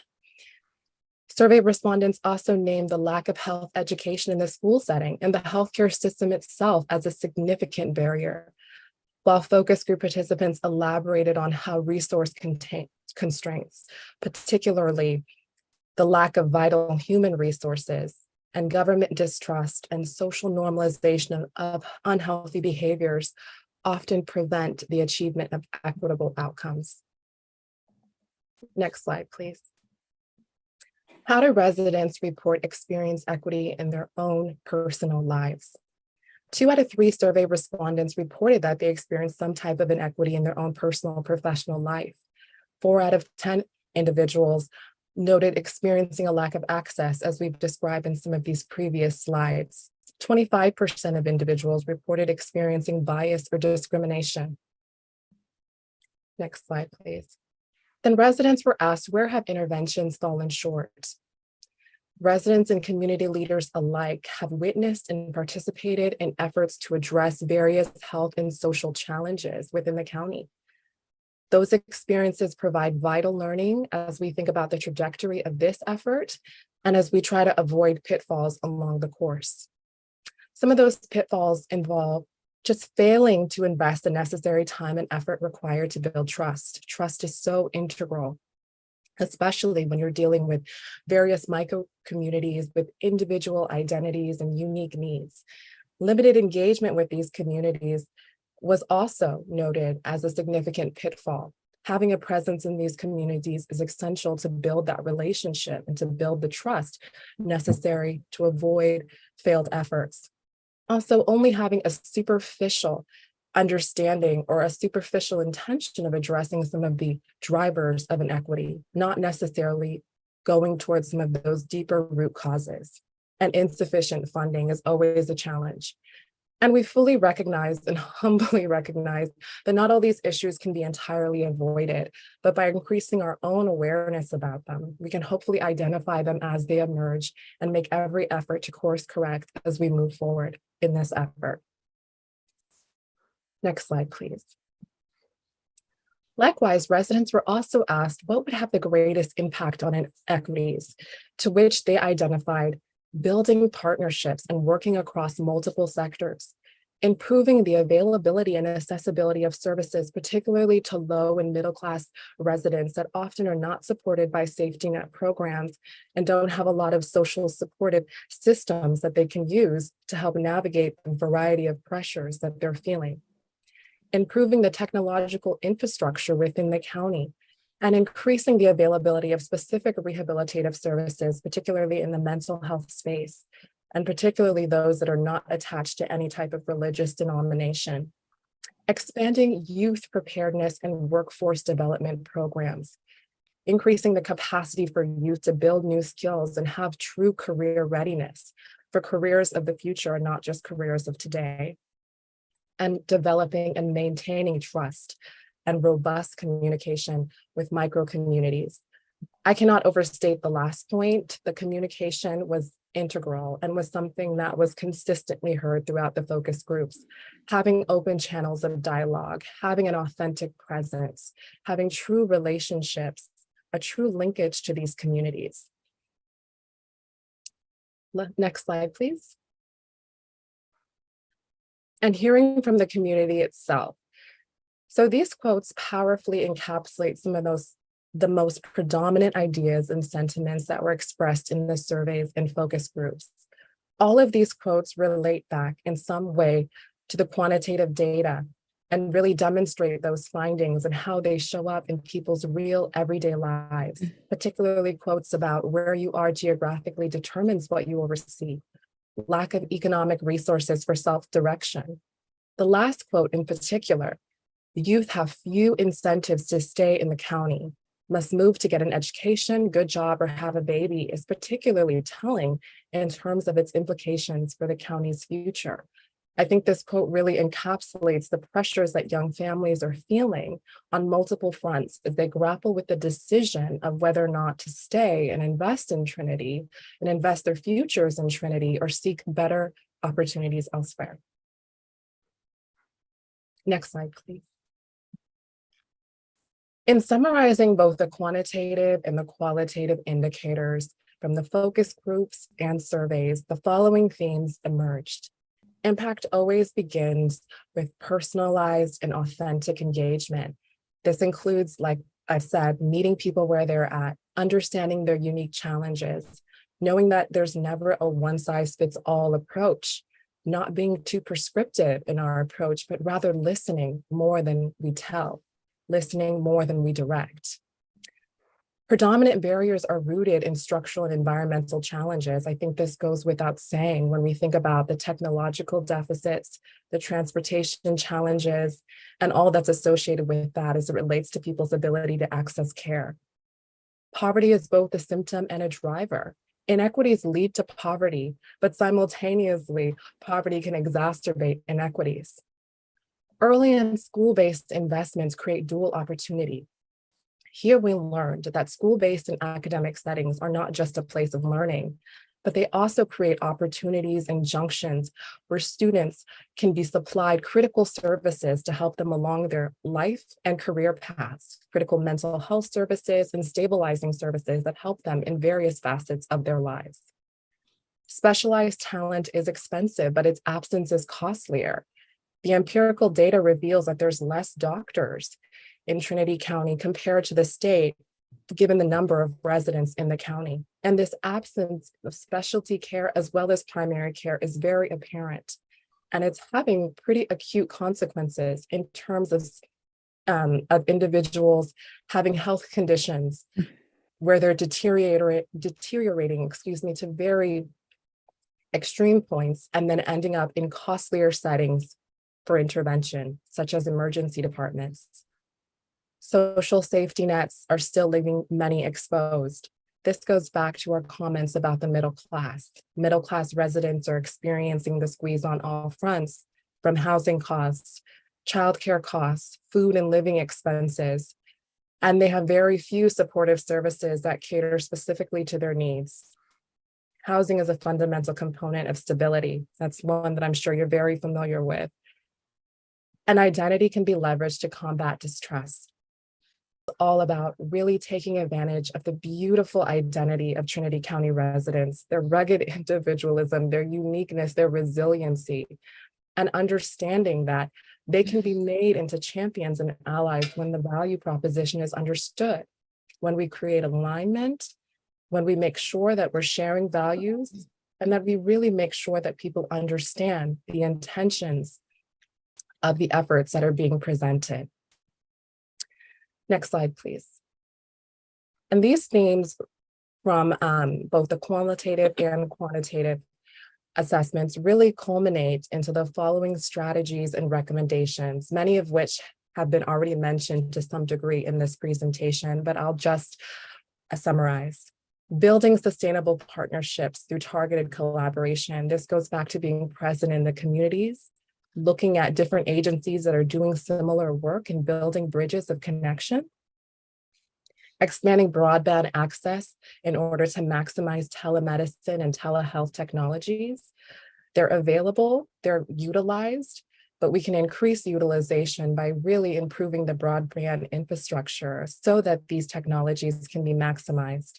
Increasing community-based services, particularly those that are targeting vulnerable communities that are not always supported by existing safety net programs. Supporting affordable housing initiatives, finding creative ways to house people, to provide stability around housing situations so that people can have more opportunity in other aspects of their lives. Expanding workforce investments, looking at opportunities for early career development, skill building, workforce readiness programs across multiple fronts in academic settings and youth development settings. Pooling resources for broader impact. Recognize a lot of players in this game. There's a lot of agencies that want to do this work, that want to help. Banding those resources together where interests are aligned so that we can have more impact, recognizing that it is a resource poor. Some of these initiatives can be very resource poor. So by pooling our efforts, we have a better chance of making a meaningful impact. And capitalizing on civic engagement. We spoke to many individuals that had worked with a variety of residents who wanted to know how they could get involved, that were already supporting individuals in their community whenever a crisis or challenge occurred. We're used to relying on one another, taking advantage of that and capitalizing on that to support the greater community at large. Now, where do we go from here? So our next steps after having completed this assessment is really to take what we learned and start developing that into an actual equity action plan. And by that, we mean actually establishing a steering committee that can help lead this effort, identifying core objectives that are guided by the recommendations in the assessment, making them meaningful, making them specific and targeted, and then outlining real activities, timelines, and resource needs to be able to accomplish the goals and objectives identified by the steering committee. So I'm going to go ahead and hand it over to my colleague to close. Thank you so much. Thank you, Yvonne. I'd just like to close by letting you know that you can access the report at trinity-equity.com. Encourage you to share it with residents or colleagues that you think may be interested in it. Encourage you to engage with the public health branch and our team with any questions, feedback, brainstorm as we move into this next phase of planning around addressing a handful of the equity issues identified in this assessment. I think, it was wonderful for me to have the opportunity to hear the presentation for marketing of Trinity County, and what I see in that already.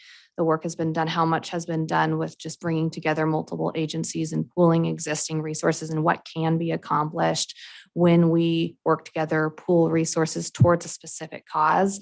And I think that the same opportunity is here, whether what we're setting our sights on is reducing that premature mortality rate, or whatever is most important to residents and leaders in the county, that can be accomplished. Just like the enthusiasm of the previous presenter, I believe that there's a real return on investment opportunity here, because we'll be focusing upstream, really looking at those levers that really can make a difference in improved quality of life and well-being in Trinity County.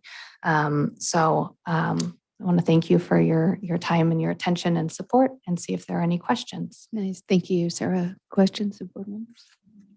Yeah, I have a couple of questions. It seems like a common thread throughout that was isolation or remoteness, where if you're further away from a doctor or anything else, the least you'll go to it.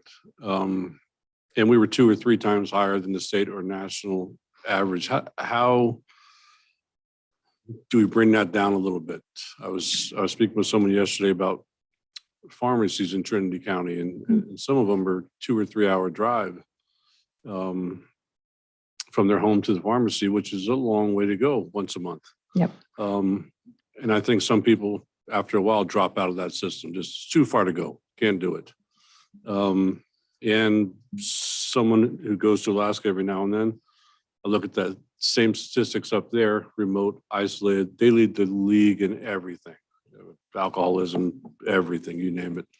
And they're also isolated and remote. So it seems to be a common thread amongst a lot that you just spoke of. Yeah. So I think outreach, spreading out to some of the more isolated districts in our community would be great.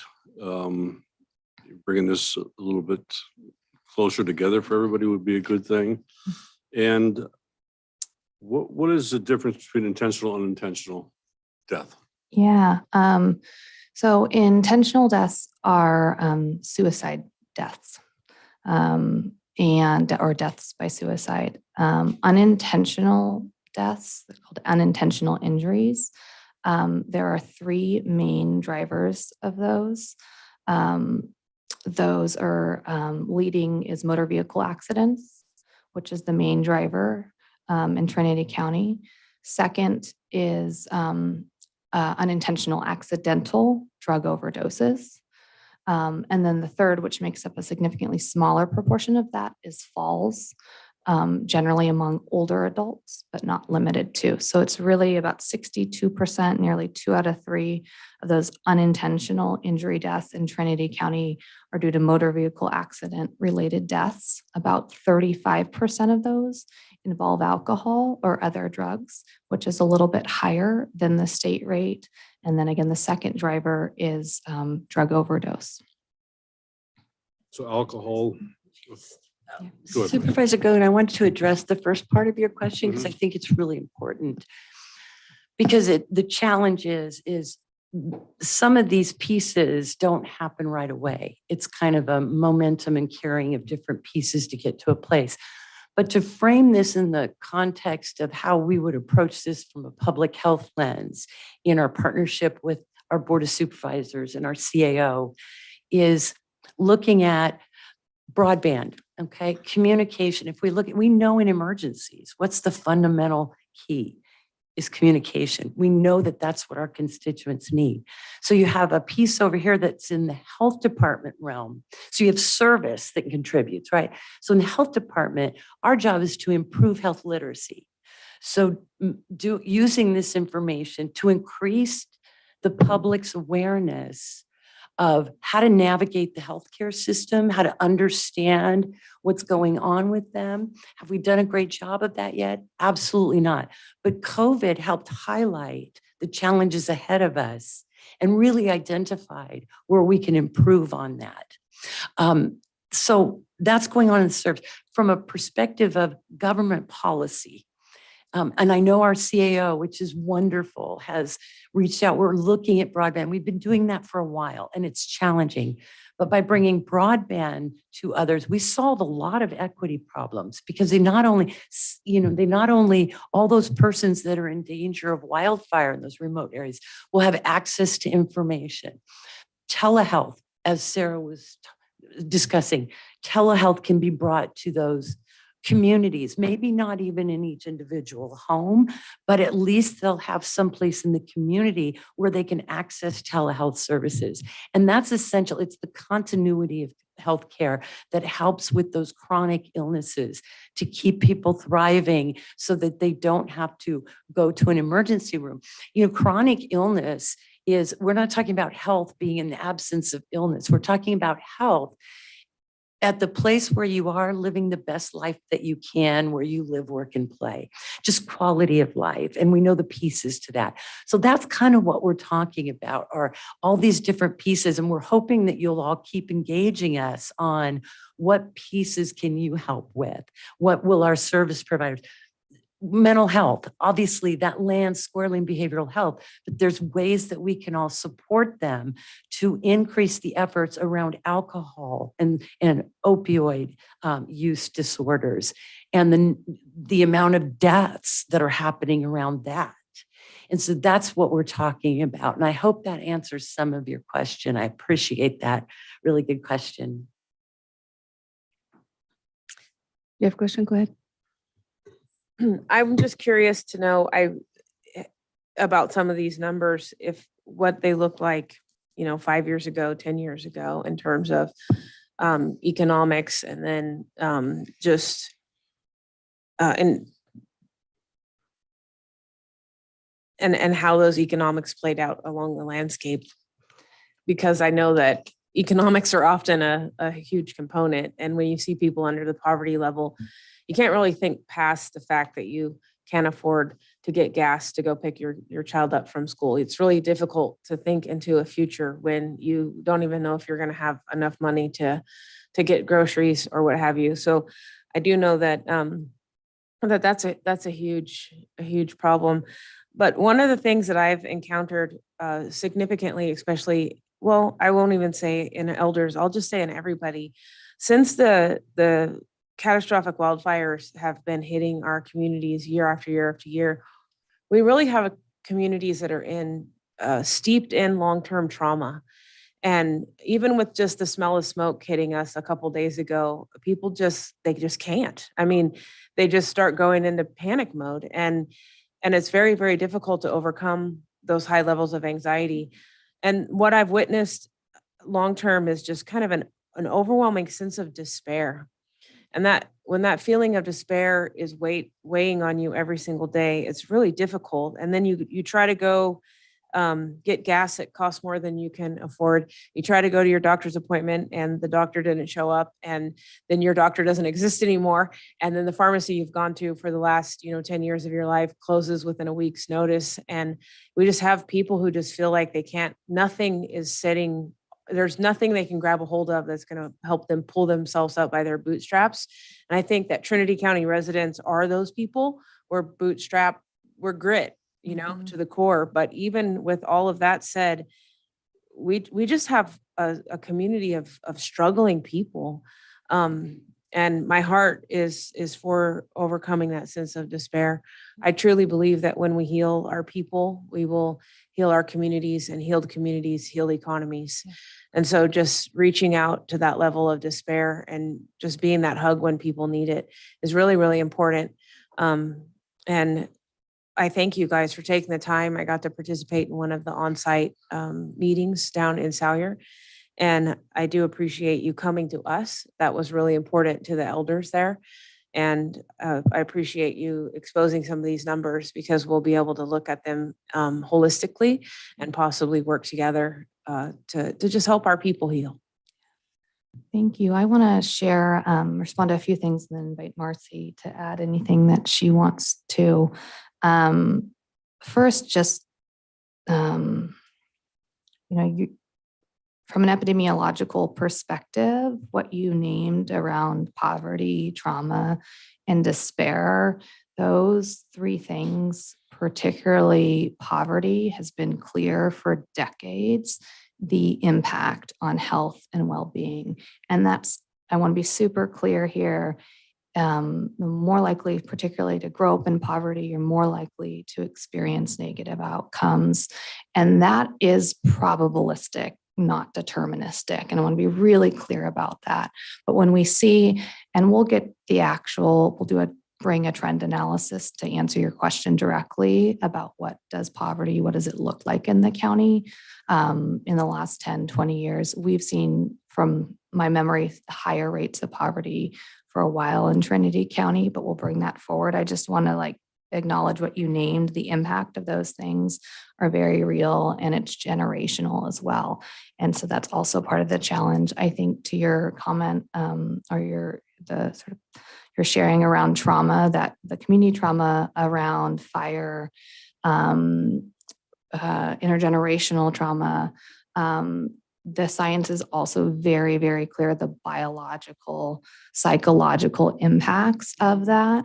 And what I just want to note on that I think is really important from an equity perspective is that we can see, particularly when people, and particularly when children experience early adversity or trauma, they're more likely to develop a toxic stress response, which can lead to lots of health and learning and other consequences that is not necessarily mediated through behavior. Often people think it's through behavior, and that can happen. But what I think is really important from an equity perspective is that early adversity or trauma, and whether it's that community trauma or more at the individual level, doesn't just impact how we feel, but how we function. It can change our immune system, our metabolic system, our cardiovascular system, to make us more likely to experience heart disease, diabetes, ADHD, stroke. The list I could go on, depression, anxiety, on and on. And so the pull yourselves up by the bootstraps and that individual resiliency is critical and necessary, it's not sufficient to addressing some of these larger collective and individual traumas. So we need those at the individuals, those skills and education, right? That we can all benefit from, things that we can do, but also at that community level, like highlighted in the assessment, is the accessibility of community-based resources and services and support groups for people. And then we need those systems of care, like the supervisor was talking before you, to actually meet people where they are and be responsive. And so I just, I don't know if I offered anything there, but I think from an epidemiological perspective, addressing those at that level, addressing poverty, economic instability, recognition of recent traumas and intergenerational trauma is really, really foundational, because they can perpetrate each other and continue these cycles of poor outcomes. Thank you, Sarah. Wonderfully said. I just want to bring us full circle and getting toward the end of our time, but happy to answer as many questions as you want. I want to infuse some hope, Supervisor Carpenter-Harris. It's heartbreaking. It is, it's heartbreaking. But here's the thing. The good news is that, well, let me back up. When we did our Health and All Policy Summit in 2019, we brought a young lady from Hayfork that did a master's thesis on the exiting of the timber industry and what happened in that community when that happened. Now, we can use that as an example of what happens. And the good news is we can use that information to improve communities and address the very thing you're talking about. So the question you're asking really is, how do we build resiliency? Can we impact the trauma that occurs from wildfires? Probably directly not. We can communicate, we can provide resources. I have to tell you, you're all doing an amazing job on the fire responses. Our OES and our director and all of our first responders, our CAL FIRE, from my perspective, I have many years in emergency services as a trauma nurse and married to a fireman for many years, but that's aside from that. So knowing that system, you're doing phenomenal. There's no, communication can always be improved, but what do we really have the power, right? Kind of in the moment moving forward to build resiliency. What we know to be true about communities is that when economical systems fall away, so do social supports. So the most devastating thing that happened in Hayfork when the timber industry left wasn't that the buildings fell or that the businesses fell away. It was, but what also went with them was the social supports.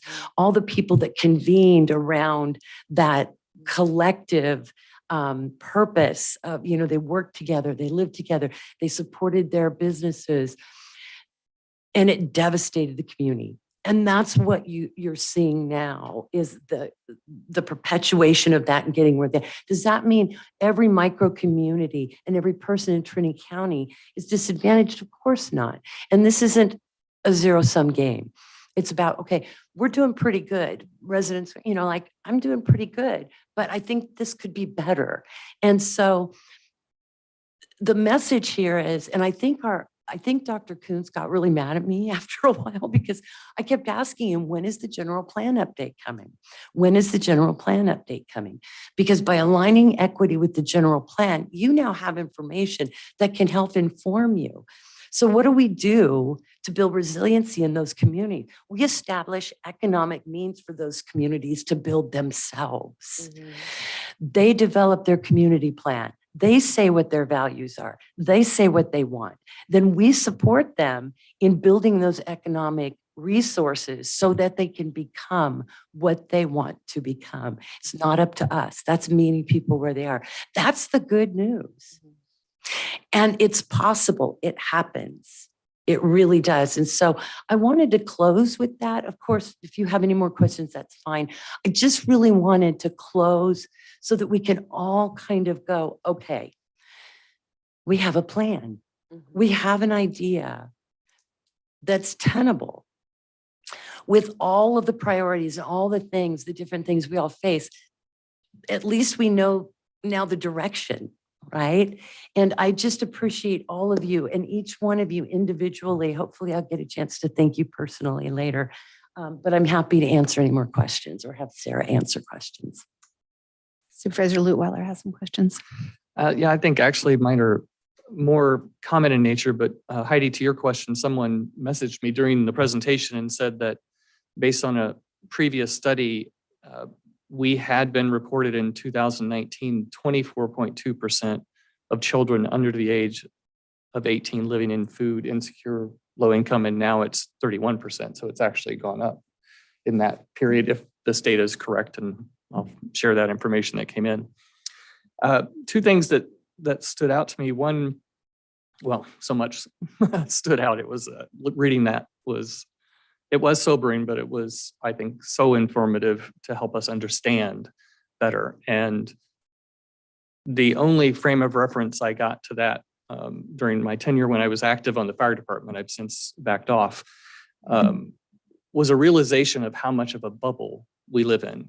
You know, we are already the poorest county in the state, and yet I know I, as an individual, lived in a very secure bubble that was burst when I suddenly was out in people's homes and seeing where they were living.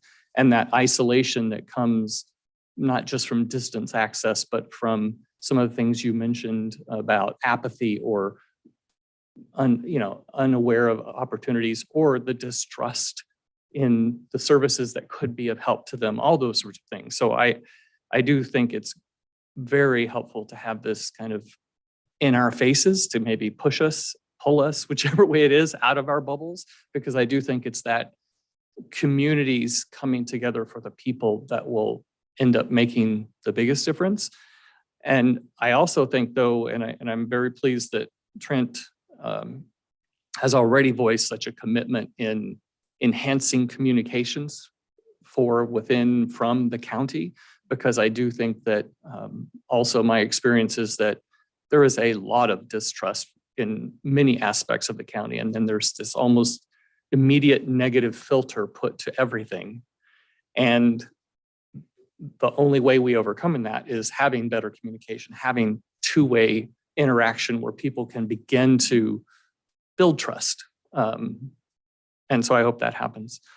The final thing is economics was a big piece of this. And I just wanted to say there have been, to your point, like some hope. There have been some great things. I think what we heard this morning about the TOT partners coming together, I think it's amazing what they've accomplished with 10,000 hours of volunteers and their own money. We actually have individuals paying the rent for our visitor center right now. But they're making it happen, and we have an opportunity to take it further. There's other things that have been going on, and this Wednesday, tomorrow night, we are hosting our first public workshop on economic development, and it is completely open to the public. It is set up to be a highly interactive, not a let's talk at you, it's a let's talk with you, work with you, so that we can identify what are those economic development opportunities that we should focus our efforts on to benefit as many people as possible. So I agree, there's hope. There's some things that are happening. We need to build on that, and we need to communicate about that. And we need to stay aware that our bubbles are not the reality that many around us live in. I'm off my soapbox It was a good for a one. moment. One last thing to add to that. In the interim between now and getting broadband here, which could be a while, and knowing that the largest segment of our population is the elderly, I think it would be wise to bring medical care to them or bring them to medical care. You're going to see that the elderly, even if they get broadband, may not use it. They're not used to it. They've never had it. They live in outlying areas. Transportation is tough. In the short term, I guess, or maybe full term, I think that we bring it to them or we bring them to us would be a good solution in this big community, this big county that doesn't have a lot of transportation. It's very poor in transportation and money, and gas is expensive. Because I think the older you are, the less you're going to travel, the less you're going to want to travel. And when we just don't have the opportunity for the elderly, our largest population, to travel to the services that they need. And I think we're losing out greatly there. Thank you. This is turn.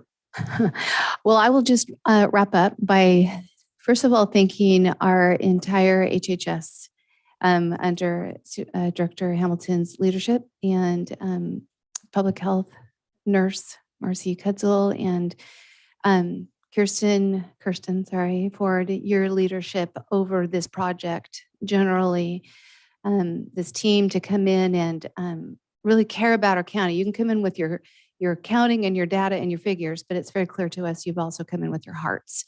And that is really important, seeing us for what we are, not just the quantitative, but this real qualitative component that is so important. I think if anything, I am hearing a call for board support, and I just would highlight, just for folks that may not be aware, at the beginning of this year, HHS generally asked for 2 new committees to be added: a Trinity Opioid Safety Coalition and a Health Systems Collaborative for board support to be a part of these types of initiatives. And we responded immediately and positively to that. And we would, I think I can speak on behalf of the board. We would continue to do that in the future if there was something else that you needed that direct interaction with. You are the experts who know what you're doing. We appreciate you showing us what you see so that we can be, it helps me to be a part of some kind of a journey, and I can understand where something came from, so I can see where you're trying to take it. And so thank you for your time to present to us and help us to get that picture as you move forward. So with that, I would just thank you for your work and your time here with us this morning. Thank you very much. All right. Have a good rest of your day. Okay.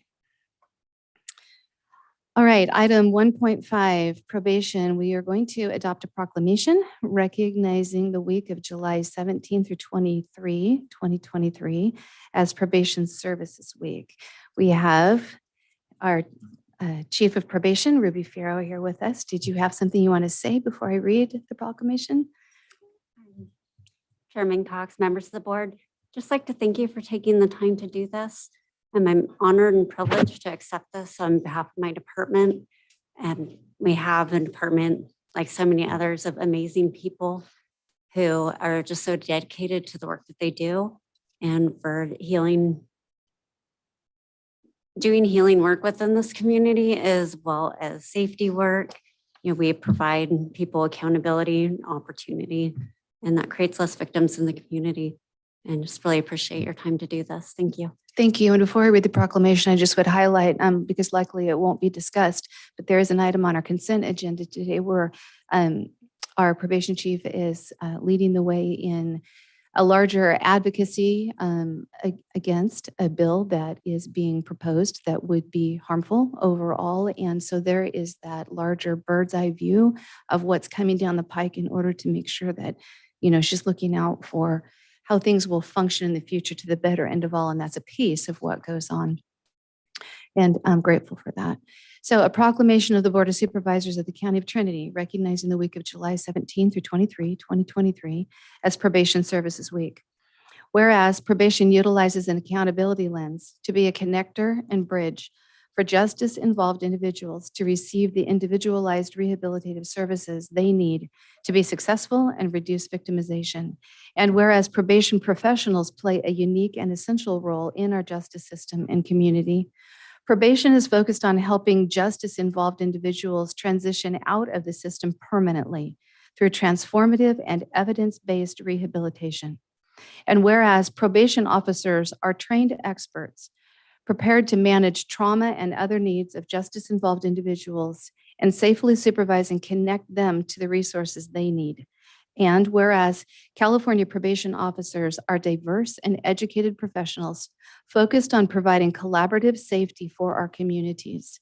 And whereas probation connects services and needs to enhance community safety and the restoration of justice-involved individuals. The probation department is a connector in the justice system, bridging the gap and maximizing the resources available within the court, local government, law enforcement, social services, behavioral health, schools, crime survivor organizations, nonprofits, and the community to reduce recidivism by carefully balancing direct human services and research-based deterrence and interventions. And whereas probation departments in California focus on supporting and advocating for policies that help justice-involved individuals transition back to our communities safely and apply an equity lens to ensure these policies will effectively address the diverse needs of the people probation serves. And whereas probation's efforts to balance the need for accountability with individualized rehabilitative treatment and services provide justice-involved individuals the support and opportunities needed to move on to a healthier and safer life pathway, which results in a healthier and safer community. Now, therefore, be it resolved that the Board of Supervisors of the County of Trinity, that July 16 through 22nd, 2023, be recognized as Probation Services Week to highlight probation's immense contributions to our community and state. Entertain a motion. Move to approve as presented. I will second. We have a motion by Supervisor Lutweiler, second by Supervisor Carpenter Harris. Supervisor Carpenter Harris, Aye. Supervisor Lutweiler, Aye. Supervisor Gogan, Aye. Supervisor Frazier, Aye. Chairman Cox. Aye.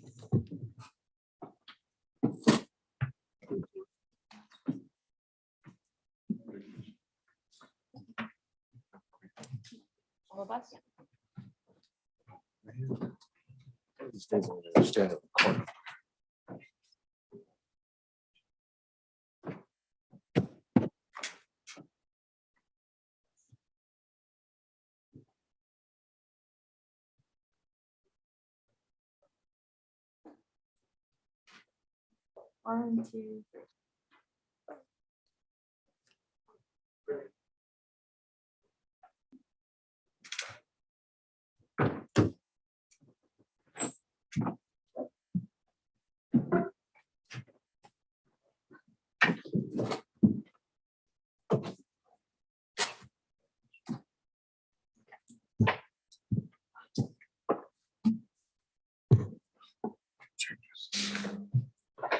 All right, before we move into public comment, I'm going to circle back and give a closed session report out from our June 20th, 2023 closed session. It was item 6.1, Government Code Section 5495.5F, Conference with Labor Negotiators. County's designated representatives, Margaret Long and Susie Hawkins, employee organizations, general unit, and management and confidential unit. The result of that discussion was that direction was given to negotiators, and we appointed Margaret Long and Susie Hawkins as negotiators regarding the creation of an HHS general unit. All right, moving now into closed session. I'm sorry. Wow. Public comment. This time is, I need to read, if I could please. This time is for information from the public on matters not appearing on this agenda or within the consent calendar. All comments are limited to 3 minutes and must pertain to matters within the jurisdiction of this board. When addressing the board, please state your name for the record and address the board as a whole through the chair. No action or discussion will be conducted on matters not listed on the agenda. However, the chair may refer the subject matter to the appropriate department for follow-up or schedule the matter on subsequent board agenda. John. Good morning. Hi. I just wanted to let you guys know that the visitor center is now in its new location. Today. We got the phone in last night, so. Nice, Okay. nice. Thank you for At that. 661 Main Street. Perfect. Right. And thank you for your Thank effort and you. all the box carrying. More volunteer work. All right. More public comment in the room. Yes. Good morning, Board of Supervisors. It's my second time speaking with you. I spoke with you earlier this spring. Hopefully, at one of these, I'll bring some good news. This one is not one of those cases. I'm Corey. I'm the manager at Indian Creek Lodge. And I spoke with you guys back earlier about the winter variable flows and how that it was going to impact the fishing season, our lodge, and how it was going to impact the jobs and businesses of your constituents. I'm continuing that battle, and I'll be at the supervisor meeting tomorrow as well. But I can tell you from what I've mentioned earlier in the summer, the county is feeling this. I'm still waiting for data and reports on the effectiveness of the flows, but I can tell you the tourism was down. The lake folks are hurting, and the county is going to feel the big loss that's coming in the thousands of dollars because of the salmon season gone. That's not the news I was trying to bring to you, but this is. I, along with the Trinity River Watershed Alliance, posted information this last week about a potential crisis dealing with the Chinook salmon run. Our worry was that the reports were going to be given only the beginning of this, which could become a full-blown infection. We believe the majority part of the population of salmon may be infected, and we stand to lose a significant portion of it. As you remember, we had the high spring flows, and to get that higher water, we had to drop the river to a base level amount sooner than typical. The river has been running about half the size that it usually does this time of year. Sadly, because of this, there's not much low cold storage in the lake, and the river is also running at a warmer temperature from Lewiston Dam. Last year, the signs of an infection showed up in late August. There was a report from the Trinity Journal at that time, almost a full month and a half from now, and it was half the level. I'm no scientist, I'm not a biologist, and I can only tell you the infection level is high from the people I've talked with. When I put all of these things together, it makes me very nervous for the salmon run. The Trinity Journal will be doing a better job explaining this situation tomorrow in an article. One of our associates went to the hatchery yesterday, and they gave us a measurement of the infected fish just shy of 20%. This is more than double the typical amount. And most runs actually have some infection in it already. This was also 3% higher than what we were told the day before. And we think there are places that the infection rates are significantly higher. I'm being told there isn't much that we can do now except to increase flows.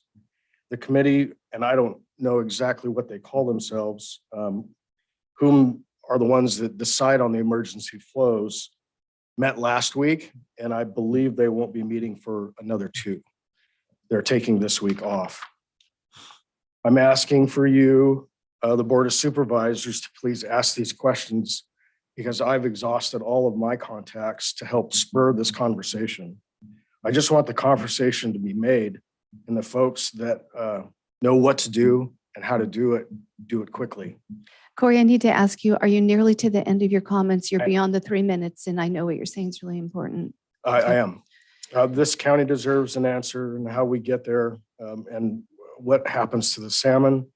I also want to to stress that this was California's probably wettest year in the last decade.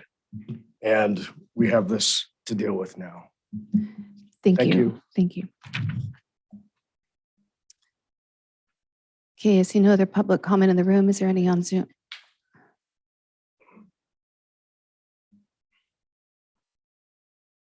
Sam Brinkley from Lewiston. I was informed at one of the prior Board of Supervisors meeting, there was a, I don't know what to call it, a protection of the county seal put up. I assume that's in retaliation to expose Trinity County's website.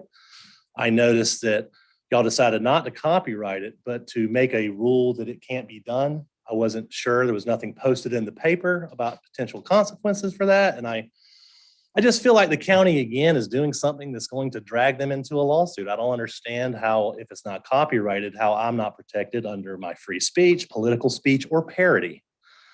So it's very concerning to me. And quite frankly, I think the seal matches much better than Timber Lumber Resources, corruption and nimblism, cronyism, from what I've seen through certain members of this board. And so I know, Rick, you like to answer questions for who you like to during public comments. Maybe you can answer that question for me and tell me, what exactly does that rule mean and how exactly do you plan on enforcing it? I also would like to say that I haven't seen any update upon the outside investigation into Jill Cox, and I'm hoping into Rick Lutweiler as well, because if we're going to investigate Jill Cox for emails to Underwood, I think that, well, Rick has emails to Underwood too, so I don't think the investigation should be solely, around Jill Cox. I think Rick's in that boat as well, and we should know where that investigation is going, updates upon it. It's just, it seems like instead of trying to do some things to help some people in the community, I'm getting retaliated against with silly, I don't even know what you want to call it. It's not a law. I mean, you just decided that you're going to protect the seal, and how do you plan on doing that? And is this going to be another where you just waste taxpayers' money coming after me for something that you can't win? I just don't understand it at all, quite frankly. And I'm just pretty disappointed in the two of you for the way that y'all are handling yourselves and covering for yourselves. And that's my public comment. You're welcome to answer if you'd like to.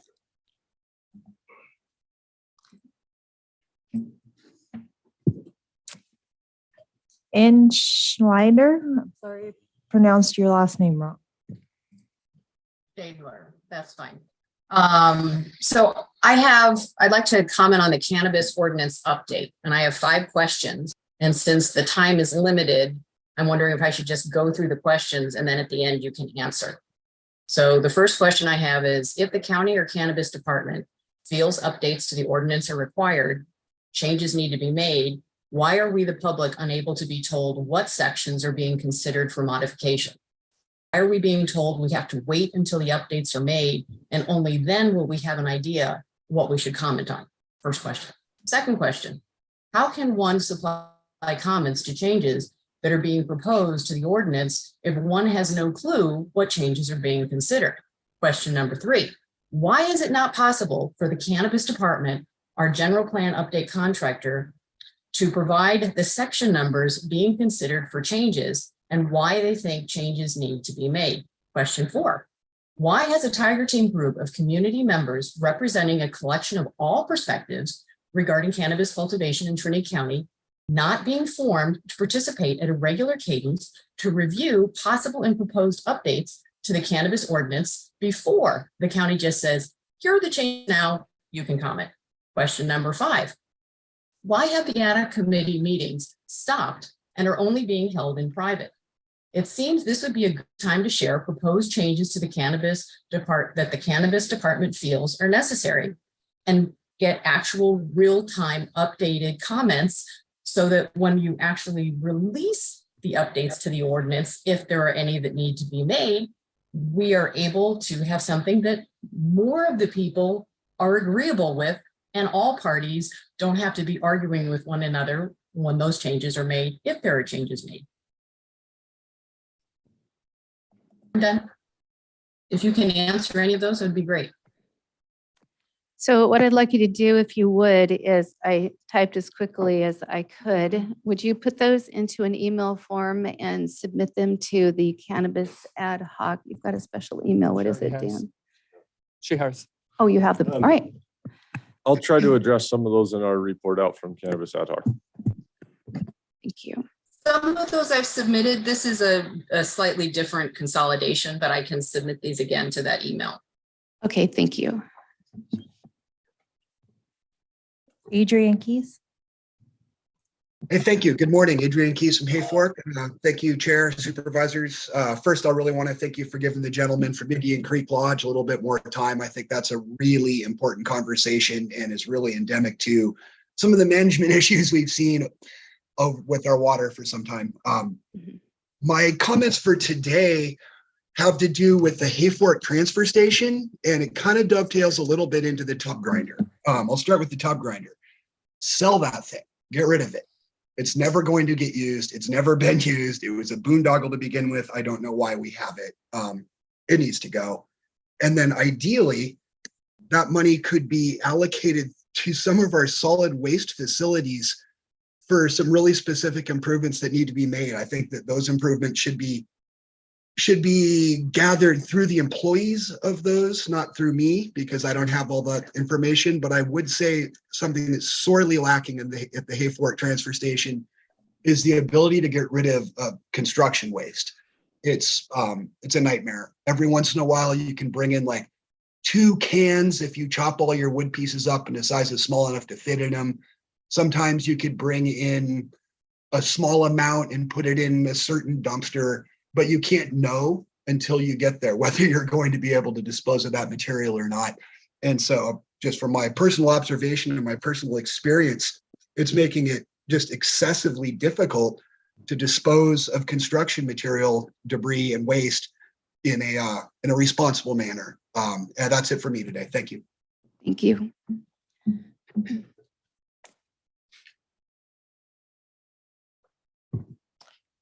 I have no other raised hands. All right. Thank you. With that, we will close public comment. Reports and announcements. Do we have any department heads wishing to report? Okay, I see none in the room. Any on Zoom? Drew.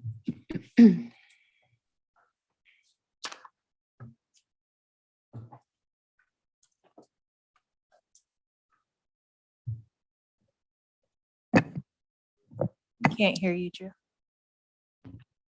Sorry about that. You're good. Good morning. Good morning, Chair, Supervisors, Drew Plavani, Trinity County Planning Department, Cannabis Division Director. I just wanted to give you some brief licensing stats updates.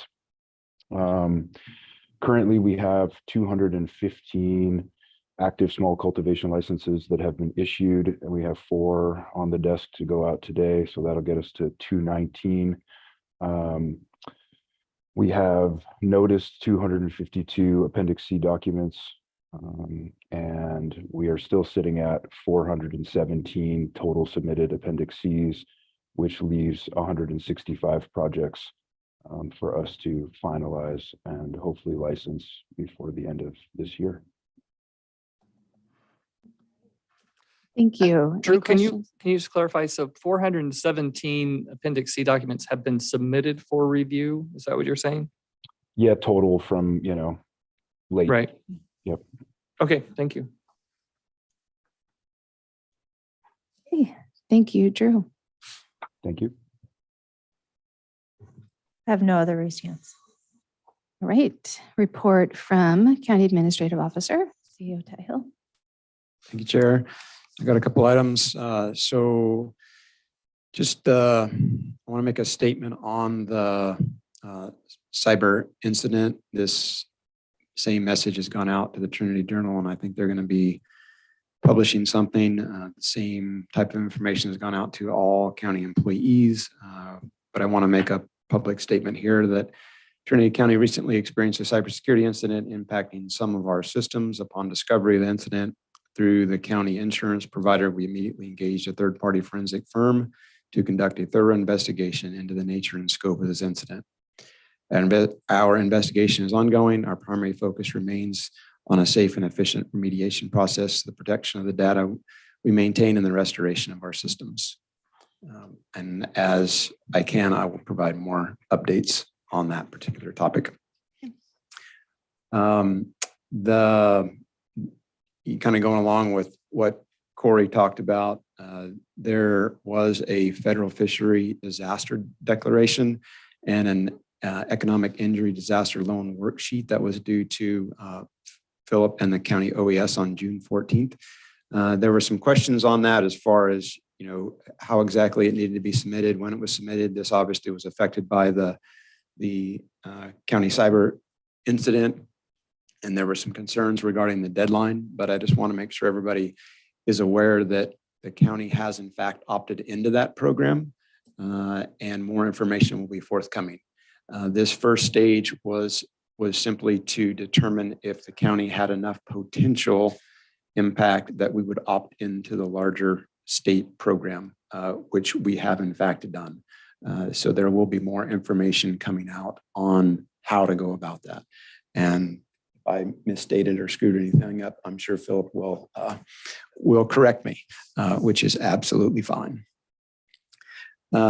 Regarding the housing and grants, I'd previously made some statements in this forum that our housing and grants division director position is now vacant. And I just want to reiterate that actions have been taken to absorb the workload within HHS housing and then the CEO administration section. So if there's any questions or any issues out there regarding the housing side of things, I will refer those to the HHS housing area. And then for the existing grants, we're working those within the confines of the CAO office. Most of those are with individuals, and we have been in contact and are continually in contact with those individuals who are affected by that. We concluded our first round of initial budget hearings the first and second week of July, and we've made some significant progress, but we do have significant work to do, and that progress will continue throughout the next month and a half or so. And then at the appropriate time, prior to September, we will come back to the board in a more formal way, but the budget process does continue. My final item, I want to publicly read and recognize what I would call a nice attaboy letter for our public or for our solid waste department from Hayfork. And Adrian, if you're still on, I will reach out to you and we will have some further discussion on your comment. The first time I met Wendy at the Hayfork solid waste transfer site, I wanted to tip her, and she explained that employees were not allowed to accept tips. It's rare to find someone so honest with the integrity and professionalism expected from someone working with the public. Another time, I inquired about the voucher for the free dumping that I had read about in the newspaper. I explained that I had been snowed in for a month and did not learn about the offer until I was able to go to town to access services. Wendy sympathetically told me that the Caltrans vouchers were all gone. Wendy is consistently friendly and helpful, and I'm grateful for her service. So I'd just like to recognize some of the, just solid and exceptional employees we have in the county, and thank Wendy for her service. And that is all I have at this time. Okay, thank you. All right, reports from Board of Super. Certainly. When is the expiration date for the worksheet? The last day we can send it in? Say it again? You'll need to speak into the mic. So he has to submit them by Friday, this week, and yes, the 21st. Yeah, I'll be submitting them on Friday. But can we clarify, because I think there's also been confusion about this. We don't need to have everyone that thinks they were impacted respond. We just needed enough to be able to get into the program, correct? Yeah, that deadline was last Friday. Okay. And so which we met that deadline. But they would like to have all of the forms submitted by this Friday. Okay, so there is still value to more people submitting? Okay. Definitely. Okay. And would there be do you have to have submitted a form at this time in order to be considered for future benefit from this? Not that I'm aware of. I believe that what they want to see is the impact in the different counties. The state wants to see that impact. So the more that we can show by this deadline, the better. But I believe that it's going to open it up for the entire county. Okay. And I can say, once I get some more information, I'm hoping to get some information on it tomorrow. And then I can update the board on that. Okay. If you'll share that link with me, I'll get it out via channels as well. Okay, great. Thank you. Thank you. All right. Reports from Board of Supervisors. We'll start with Supervisor Carpenter Harris.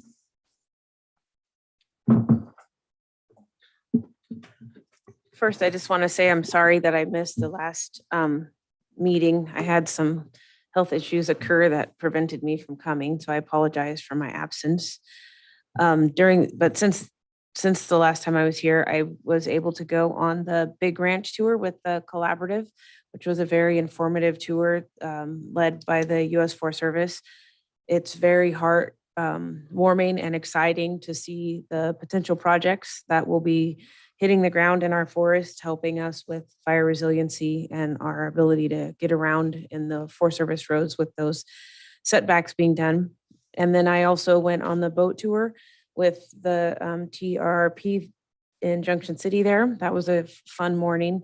It was amazing to me how many people from outside of our area came and went on that. People from the Bay Area and different places came. It was very fun. It was a very good time. I also attended a meeting hosted by the Prescribed Burn Association in Willow Creek.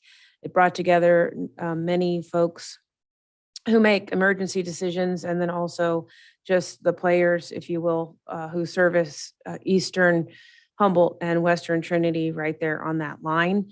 We have these meetings, I think quarterly. It just helps us all know each other's names and how to work best together across the county line and not get caught up on the your side, our side kind of line issues that sometimes occur. And then I am leaving for NACO, and then upon my return from NACO, I'll be headed out to CSAC at the end of next week. But I just wanted to take a minute just to let my constituents know that I'm hearing you, and this is kind of a little short list of the things that I know that you're concerned about. The heat exposure for our solid waste personnel in the Burnt Ranch area is something many people have brought to my attention. There is some positive news coming out of dispatch with our volunteer fire departments. It's working better, so that is important. And then just recently, an increased interest in PUD service to Western County over Pacific Gas and Electric. People are just really hoping for an option out if they had it. And then also that Pacific Gas and Electric is putting in their the lines are going in underground. So anybody traveling 299 west, be prepared for that road work. Will be continuing for many, many months as they move from above ground lines to underground lines. But otherwise, there's a lot of good things happening in District 4 and a lot of positive activities. So thank you. Thank you. Supervisor Gogan. I was at the fair this weekend, and it was, besides being very hot, it was a huge success. Thanks to Carrie, the whole board out there for bringing that together.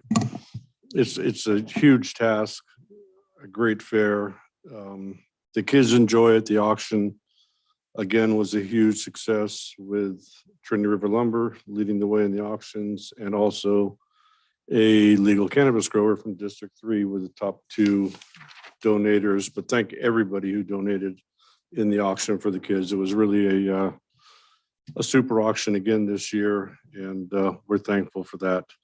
The Derby was unbelievable. Again, 100 and something degrees at night, but the kids loved it. It was a great, just a great weekend, and I can't thank them enough. And Hayfork out there for doing what they do.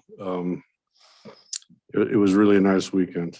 To address some of what Corey had to say today, who spoke public comment. I was going to say this anyways, but there has been some gill rot at the Junction City Weir. It's a little bit high for this time of year. They sent out Ken Linke from California Wildlife was out there, and he confirmed that they have seen an above average prevalence of gill rot among fish trapped at the Junction City Weir. It was discussed 2 days ago at a Klamath Basin wide meeting, and this did not raise concerns. That's kind of questionable to me why an above average amount doesn't raise concerns. So I think we'll get a little more into that as time goes on. At this point, I think generally you would have to do a pulse flow to dilute this gill rot. I really don't think that's in the plans right now. So let's hope this doesn't get much worse than it is. We got a very, very supportive letter from our Congressman Huffman about the water flows and what has been kind of the objective of Trinity County to have a separation from the Central Valley Project and State Water Project to be our own EIS and be considered different from those two entities, which we seriously and badly need to be. Getting lumped in with those has been kind of a death knell for this county and its water rights. Myself, Heidi, and Trent will be sitting down with Congressman Huffman in a week or two to discuss more of these things and to start honing in on some concerns. There's a ton of concerns out there, and they're very wide ranging from boat docks to lake to river to fish to just a ton of things. We need to start to focus kind of narrowly on a few of the top things and get these groups to have a narrow focus on what we should be doing now to move this project forward. And with that being said, I need to say that this is more of a marathon than a sprint. We're going to be in this for a long, long time. This is not going to be an overnight, over a year. This is a long, long process that we're starting to, maybe win a little bit of the battle, but we're in the very initial stages of it. We will keep fighting, but by all means, this is not a short-term project that we're in. This is a year, 2 to 5 to 10 year process, and we're at it, and we will keep at it. And I think we're making progress. So thanks to everybody involved. Okay, thank you. Supervisor Frazier. I don't have a lot to report this go around. I did meet actually yesterday with a young lady named Katie Barr she's a master's degree student from Humboldt State University. She's doing research into fire recovery. She's comparing fire recovery efforts from the August complex. Can't remember the name of the other two fires, but the fire that impacted Happy Camp, I think it was the Snyder fire, and then fires that impacted a couple of more urban communities in southeastern Oregon. And so I think was where it was. She's comparing how the recovery happened in a very rural area compared to a fairly rural area to a more urban setting. And so I actually sat down with her for probably 2 or 3 hours last night and was interviewed. She's just going around the communities of Ruth and Xenia, Kettenpalm, interviewing people who were impacted by the fire and such. So I asked her when she has a product, if she would share that with the board. And she said she would be really glad to give a presentation, but it's probably going to be next year. So she's actually planning on her research taking this summer, and then next summer will be when she comes up with a product. So anyway, that's something that I kind of look forward to in the future to see what she comes up with. And if anybody wants that information, I do have it here. She sent enough that I can share with you, the board. Nice, thank you. Maybe I would love to see it. Maybe have Ashley scan it and send it out. I have a copy for you. Oh, perfect. Yeah, thank you. Whoa. I have a card also I can give you Okay, later. nice. Thank you. All right, Supervisor Litweiler. Okay, out of county travel. I was in Wairika last Thursday and Friday for the North Coast Resource Partnership meeting. And I don't know, I guess somebody here can advise on how we can address this if it's not on specifically on the agenda. But because I was there, but as an alternate, I have been asked to participate in one or more ad hoc committees. I was informed that as an alternate, if the primaries attend, then I would not be able to be reimbursed for work that I did in terms of traveling and expenses if those are in-person meetings. And so since Heidi and Liam are the primaries, I basically need to figure out if we're going to shift that so that I'm one of those people and can do things under the county coverage, or they're going to participate in the future and they need to look at the ad hoc committees.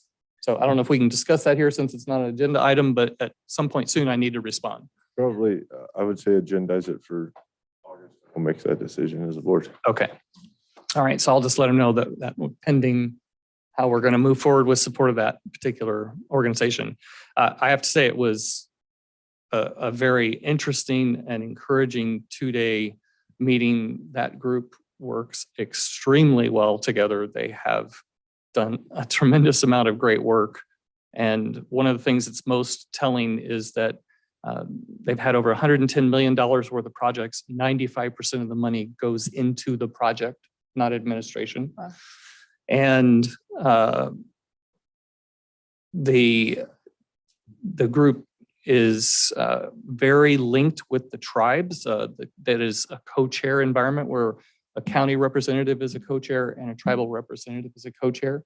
The tribal representatives are trying to represent the 34 tribes that are covered in the 10 county area involved in this organization. But it's all about resource management.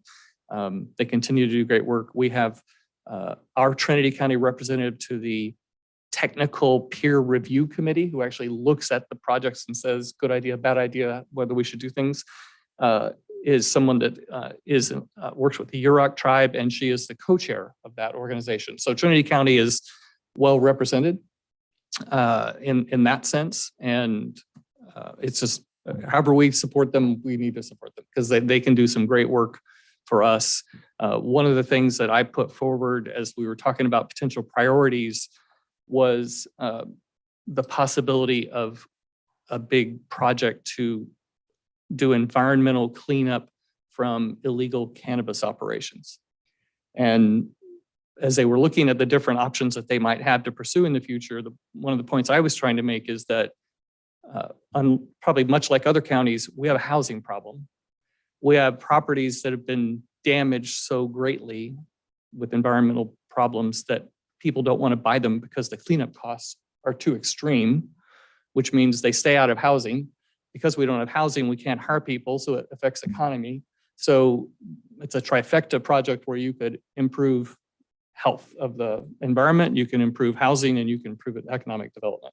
So I think that did go forward as one of the things that they're going to pursue. But there were others, and I'll be issuing a full report on that I'll share with all supervisors through Ashley so that you can have those notes. Airport Advisory Committee, Director Kokas has confirmed a timing and location for our first meeting. It's going to be Monday, July 31st from 3 to 4 p.m. in the meeting room of the Redding Rancheria facility in Weaverville. Agenda and such will follow. Met with the Trinity County Fire Chiefs Association last week. There was some discussion regarding the potential need for updates to ordinances as it relates to legal use of fireworks. And I'll just get more details from them and bring that back to the board at the appropriate time. NORTEC, which is the Northern Rural Training and Employment Consortium, so basically a workforce development organization. I'm continuing as chair and facilitator of a new subcommittee for them, and we will be meeting again. I'm meeting with the CEO next week, and then the committee is meeting the first week of August, and we'll have more information to share on that soon. For SCED, the Superior California Economic Development District, the executive director of that organization has gotten involved with us in our Trinity County economic development efforts, and he will be attending our economic development workshop on Wednesday and is staying close to some of the work that we're doing in that area. And some other items, I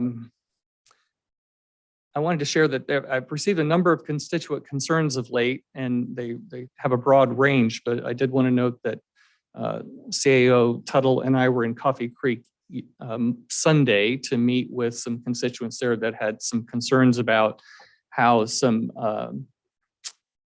things were being addressed there with the need to enforce ordinances that have to do with environmental health and with support of that particular business. So we're continuing to look into that and finding the right balance for moving that forward. And as CAO Tuttle acknowledged, I think we invested about 30 hours in the process of departmental budget reviews over the last 2 weeks. But it was extremely informative and certainly gave me more insight into the complexity of both of how the money comes in and how it can go out of the various departments. And it also made it really clear the challenge that we do face in finding the best way to balance a $6 million gap. But it was a very collaborative, detailed effort, and I have all the confidence in the world of the work that's being done. So thank you for the opportunity. Right. I was at the RCRC meeting on Wednesday, and I also realized in another report to another group, maybe we use our acronyms a little too freely, and that's difficult. So this is the Rural County Representatives of California.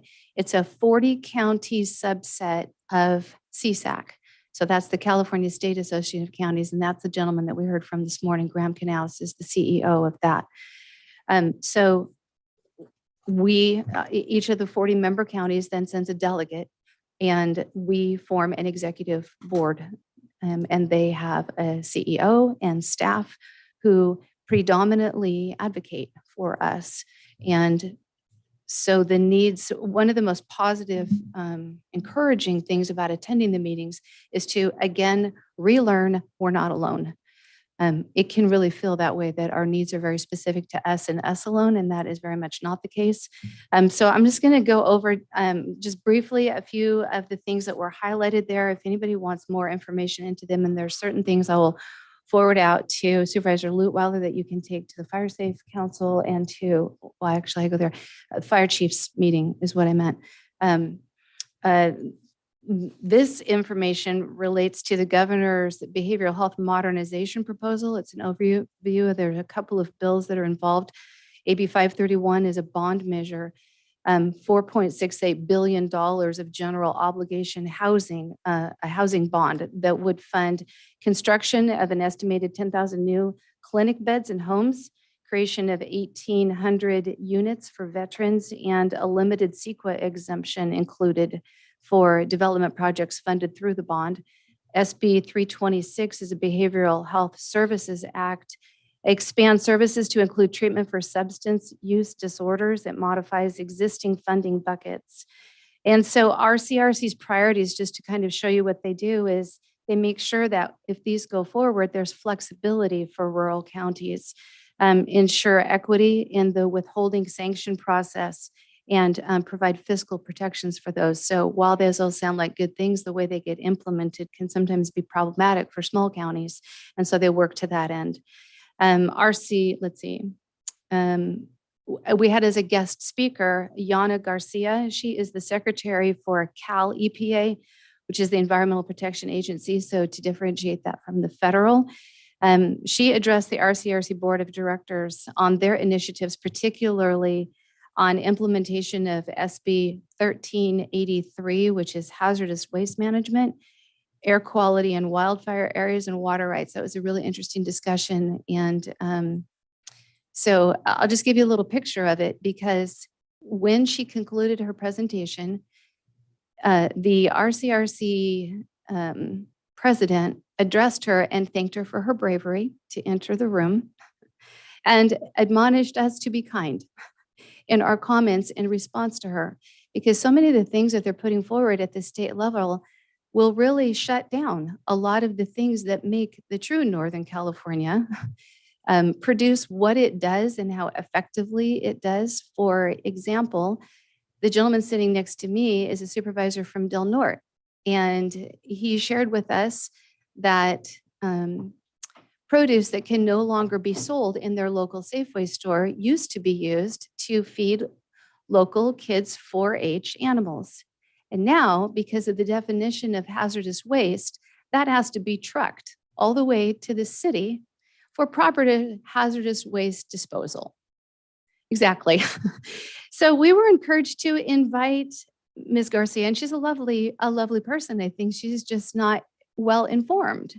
Invite her to our different counties and help her to see firsthand really what it is that we're talking about, so that it takes place in a real world environment and she has a little different picture of what reality is and what the impacts of some of these decisions would be. And she seems amiable to that. So we'll be inviting her to Trinity County. And I've already spoken with the PUD general manager to see if he would arrange a tour for specifically what the impacts would be if they are forced to use only electrically powered trucks on some of the things that they do, which just won't work. So it would be good if we could engage her in a positive way and help to kind of re-educate a little bit. Another important issue to all of us, of course, our state wildfire and forest resilience legislation as a topic. So Assembly Bill AB 54 would have required the California Department of Food and Agriculture to study the impacts of wildfire smoke on wine grapes and establish an advisory committee to make recommendations to the CDFA on the research. And this is an RCRC supported bill, and it was held in the Assembly Agriculture Committee. So that's being looked at. AB 297 would extend the ability of CAL FIRE to make advance payments on grants for fire prevention and home hardening education activities through its local assistance grant program through January 1st of 2034. RCRC, of course, supports this. It recently passed the Senate Natural Resources and Water Committee, and it's been placed on consent and now awaits action in the Senate Appropriations Committee.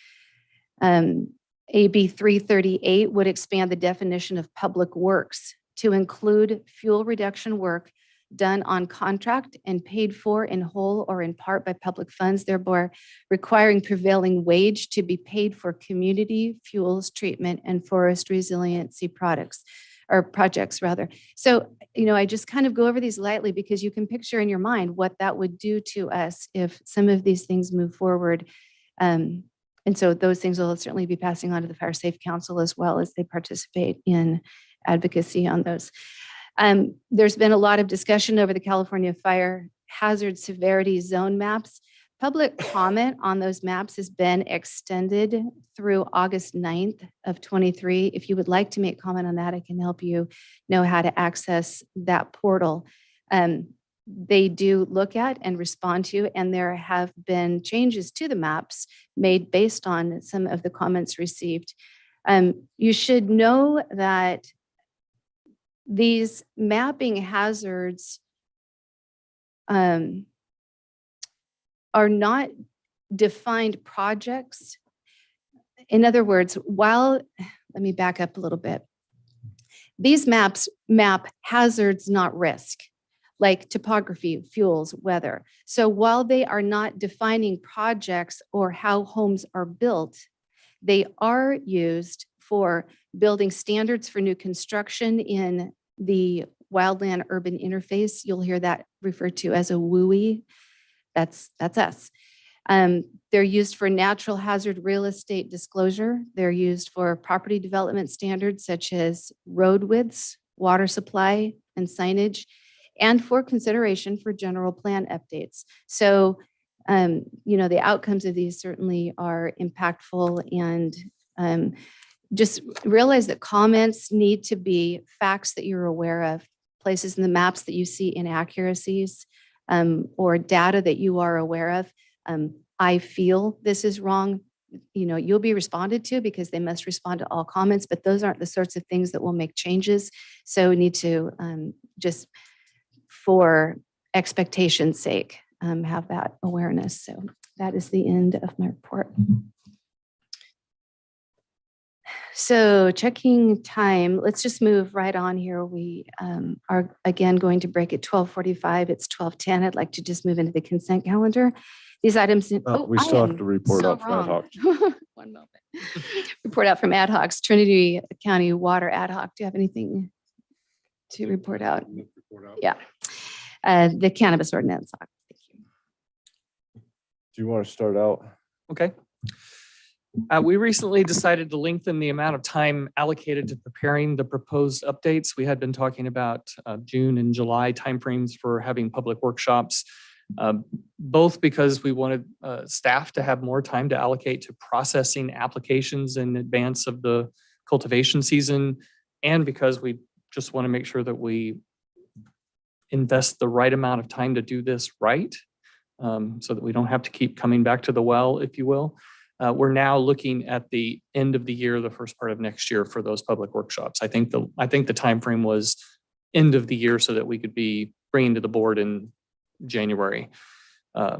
So that's an update, and we'll communicate something more specific here in the near future. But just a heads up to folks, and we were trying to work beyond the harvest, the traditional harvest season for the cultivators so that they could participate without burden and also get it done soon enough that we weren't hindering the application process for next year. So it's a balancing act, but that's where we are at this point. The email address, to kind of comment, I got some of those comments earlier. The email address that's out there, cannabis.ordinance@trinitycounty.org, is basically so that anyone can look at our current ordinances and say, here are things I think that the ad hoc committee should consider when making updates.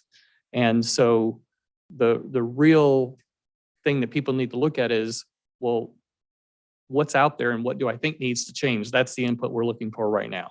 And the driver behind a lot of this is there are some inconsistencies between ordinances because of the way they were pulled together at different times. And also there are just opportunities to make improvements, hopefully streamline processes and so forth. But we will at some point be bringing forward the proposals so that there is ample time for public input, and that will be a very interactive, engaged set of public workshops to make sure that everyone has a chance to weigh in. And then separately from that, but it's related, I did spend a couple of hours touring a cultivation operation last Saturday, and it was very informative.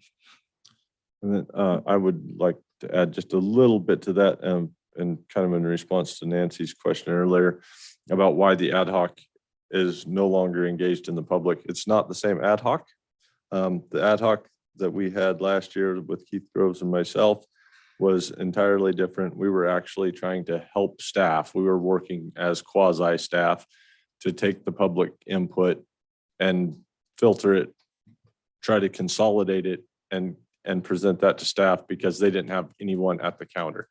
This is different. The ad hoc now, what Rick and I are doing is working with staff if they have questions like, hey, how do you think we should address this? Or if we have input that we're getting from our constituents, say these are the things we think need to be fixed in this ordinance, or these are the things that we don't think fit with state law. We're not, and when those changes to the ordinance are put together, then we'll have the public comment portion where people will be able to comment on it and it will be available. Right now, if you have any concerns that something you really think needs to be changed, send that to us and we can try to incorporate that into the changes we're proposing. So we're not backroom changing everything and then just going to present it to the board and try to get it passed. There's going to be a long public input period. We're going to have two public workshops and stuff. So there'll be, it's a long process. Hopefully we'll get them all tied together. I wonder if there's a way to check for understanding if folks don't understand this process, or if they don't appreciate the process and wish that there could be other components added to it. Can we find a way to, I just want everybody to be on the same page as we go through this, that it is understood and feels healthy as we move through it. I think we can provide the same communication method from the cannabis department to whomever might have questions that would come in there. Like Supervisor Weather had mentioned, there is a input mechanism for them via the email address that goes to pretty much everybody in the cannabis division, and they are taking that input. But I think as far as the process and maybe some confusion between the previous ad hoc and this ad hoc and what this current ad hoc is doing, I think forums like this, and we can also explain that from a staff to whomever may come in at the public counter there, based upon what's being said and clarified right now. Sure.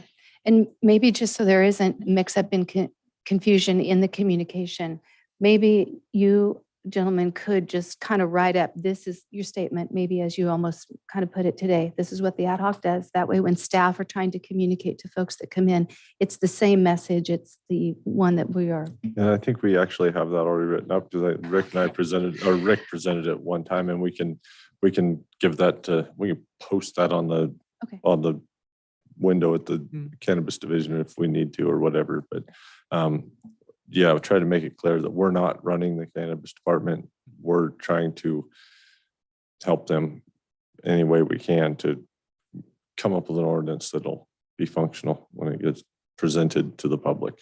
And maybe along with that, under the general understanding, you could spell out the timeline that you've just kind of created here for us to know what that is. Yeah. Okay. Drew did create and share with the committee at the last meeting a specific timeline. So we'll be able to share that. Okay, great. Economic development, you did share some things in your board report and the meeting as well. Do you have something further to add? I think just the main thing is just to re-emphasize this is open to the public. The time-sensitive nature of it is that there is economic development funding that will be decided upon in the first stages in the next 2 to 3 months. And so we're trying to make sure that we as Trinity County collectively are in the best position to respond to that, so that just as we heard from Carla with the Arts Council, we can get more than our fair share instead of missing out as we often have in the past. So it will be a brief educational part about what's going on with that particular set of funding and what ideas we've already collected. But then it will be very interactive to gather other ideas, and then to let everybody who's in attendance weigh in on which things they think should be put forward, and so that we can see where we have the greatest support. Okay. So I hope people will join us. And I did attend an update workshop on the SURF funds. It feels like one of those things that's developing over time. The more people see issues and, hey, this isn't working well, they move the needle just a little bit. They've now created another pot of money that will be doled out to start to try to expedite projects, or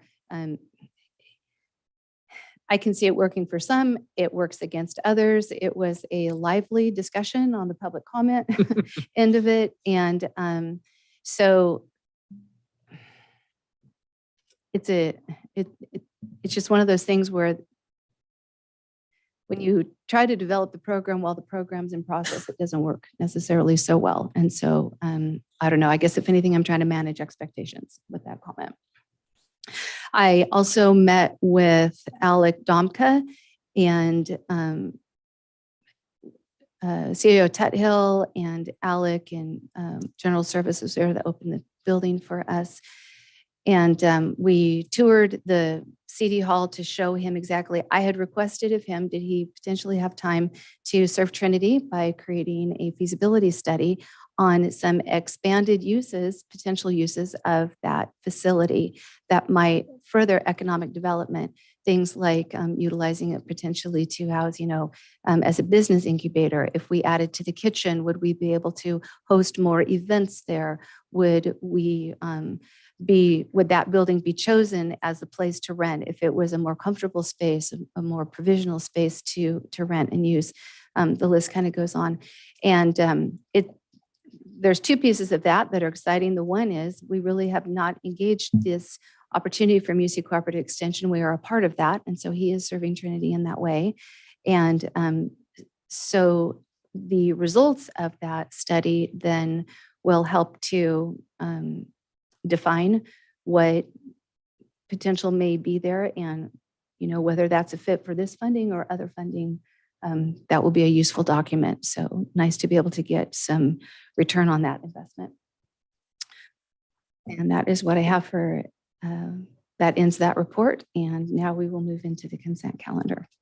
These items include routine, non-controversial matters will be acted upon by the board by one roll call motion. If a member of the public has any questions or comments on an item on the consent calendar, they may provide them now. A member of the board or staff may request an item be pulled and considered separately. Is there anyone board members wishing to actually open public comment on the consent calendar? All right, seeing none in the room. I have no raised hands. All right, thank you for that. Any board members wishing to pull any items? All right, with that, I would entertain a motion. Approve the consent calendar as presented. I'll second. All right, we have a motion by Supervisor Frazier, Supervisor Lutweiler, second by Supervisor Frazier. Supervisor Frazier. Aye. Supervisor Lutweiler. Aye. Supervisor Carpenter Harris. Aye. Supervisor Gogan. Chairman Cox. Aye.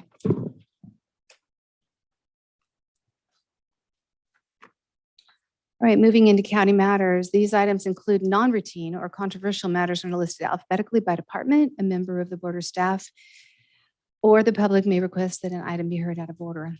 Does anyone have need to change the order of any items heard? All right, item 4.1. Waive the reading of and enact an ordinance amending Trinity County Code Section 2.34.050 pertaining to children and families First Five Commission, introduced January 21st, 2016. Director Hamilton.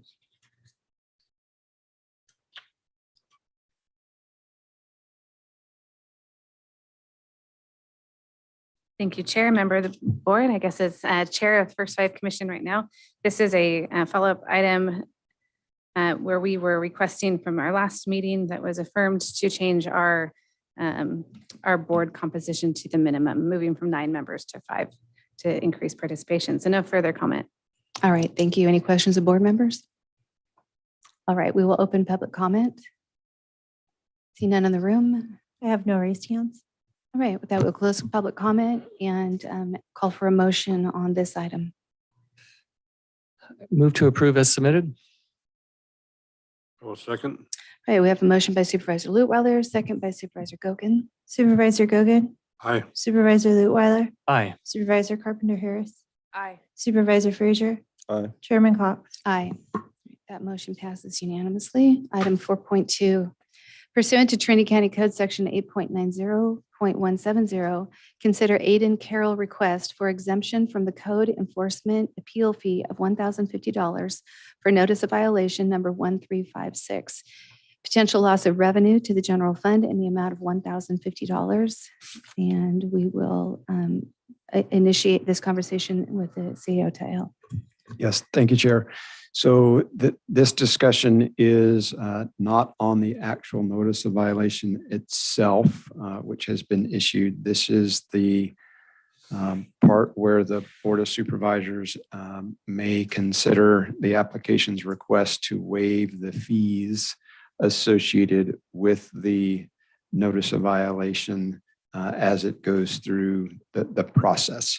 And the applicants are here to appeal their or present their case for this fee waiver. This is different than like a fee waiver that I have authority over that we've talked about before, where that's a service that the county provides, like solid waste or rental of a facility or something like that. This is a fee associated with the notice of violation out of our county code. All right. Questions of board members? I have 7 copies of information. Well, we'll need to, oh, do we take public comment? He presents first. You can present first and take public comment. All right, thank you. All right. I'm sorry for that. It's just a little procedural clarification that I needed. So please continue. I have 7 copies for each of the chairmen and give it to the supervisors.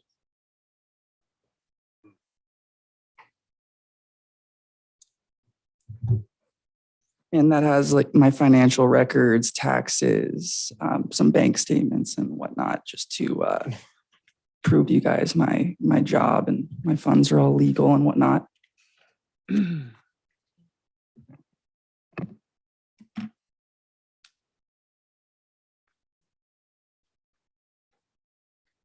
And I'm in the process of, I just moved out of our house in Arcata in McKinleyville where we rent. I have 2 kids of my own and 2 stepkids. I live with my wife, Heather. And we just recently moved out to our farm in, I guess you could call it Douglas City, Junction City, Weaverville. I kind of don't really know exactly. It's kind of in the middle of all 3, what exactly county I'm in. Because we are in the process of turning it into a residency. It doesn't have a septic tank. I drilled a well last year with Shasta well drilling to get water, and that was permitted by the Fish and Wildlife. So I'm in the process of trying to get my family out there and live out here in Trinity County full time and be a full resident. I've been in Trinity County ever since I was a little kid. My grandma and grandpa live in Coffee Creek, and my mom and dad have a home in Hawkins Bar. I love Trinity County. I would really like to become full-time resident here. And I am in the process right now working, my wife and I, with the county and the cannabis department to fully permit our cannabis farm and get into full compliance. I just recently, 2 days ago, sent pictures to Ron Whitman, the Corporal Ron Whitman with the code enforcement to show him that I had cut all the plants and it pretty much come into full compliance. I did want to appeal originally because we were growing under the Act 215 and I just did not do my due diligence with the county, and I thought that 215s were still, in effect. It was a mistake on my end. I should have done my due diligence, and I'm sorry for that.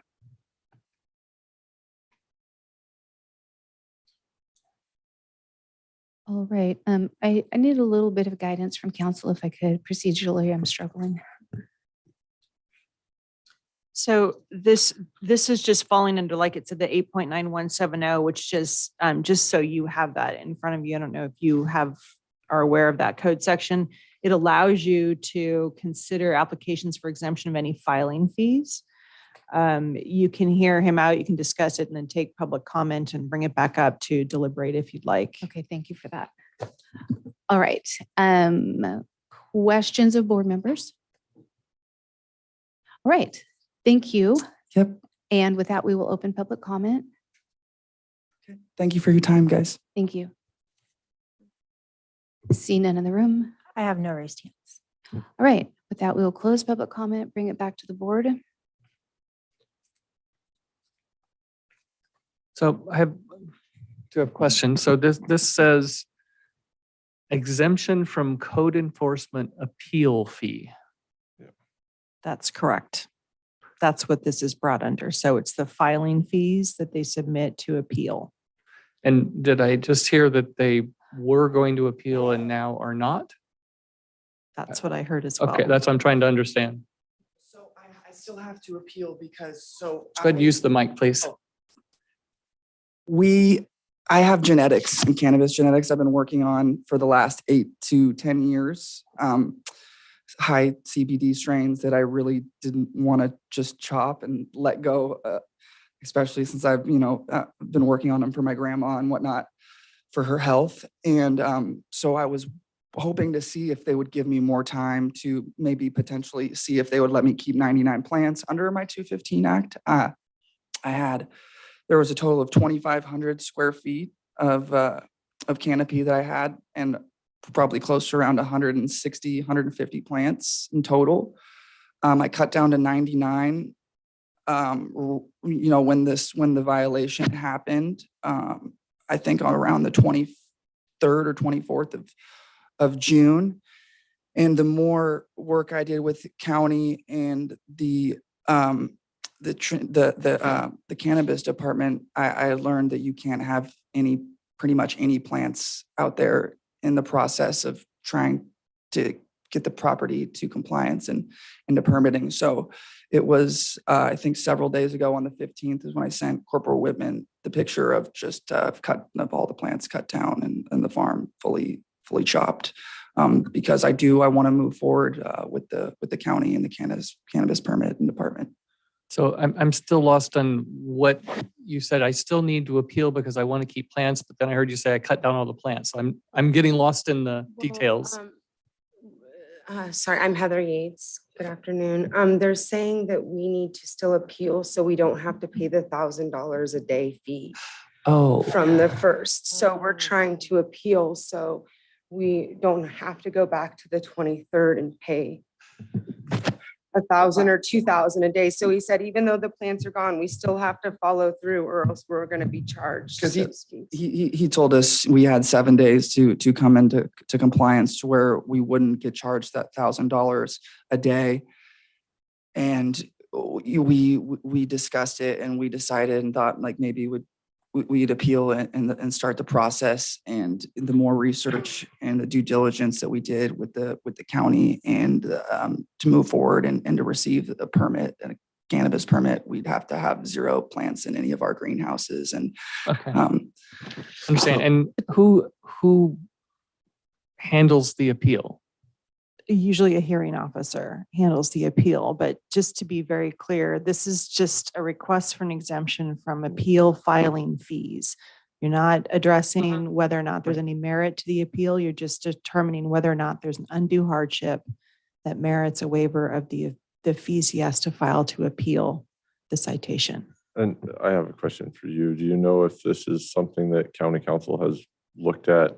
Because it seems like it would be one of our, you do this and we'll reduce your fees scenarios anyway. You mean whether or not it's been negotiated? Yeah. I don't believe so. Okay, so.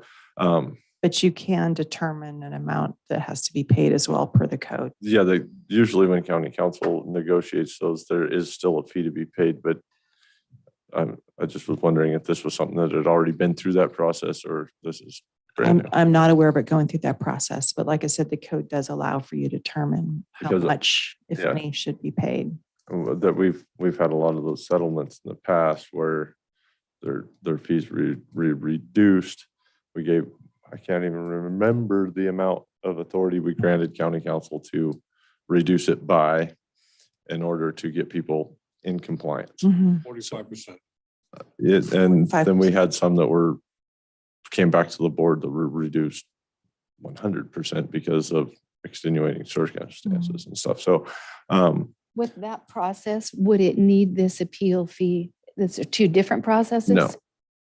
So if it went through that process, you had already given county council, sounds like authority for 45% reduction. It would come to you if they wanted more than that, or if they didn't accept that. Or if county council suggested more than that or whatever. Correct. So is that possible to suggest that process in lieu of this at this time?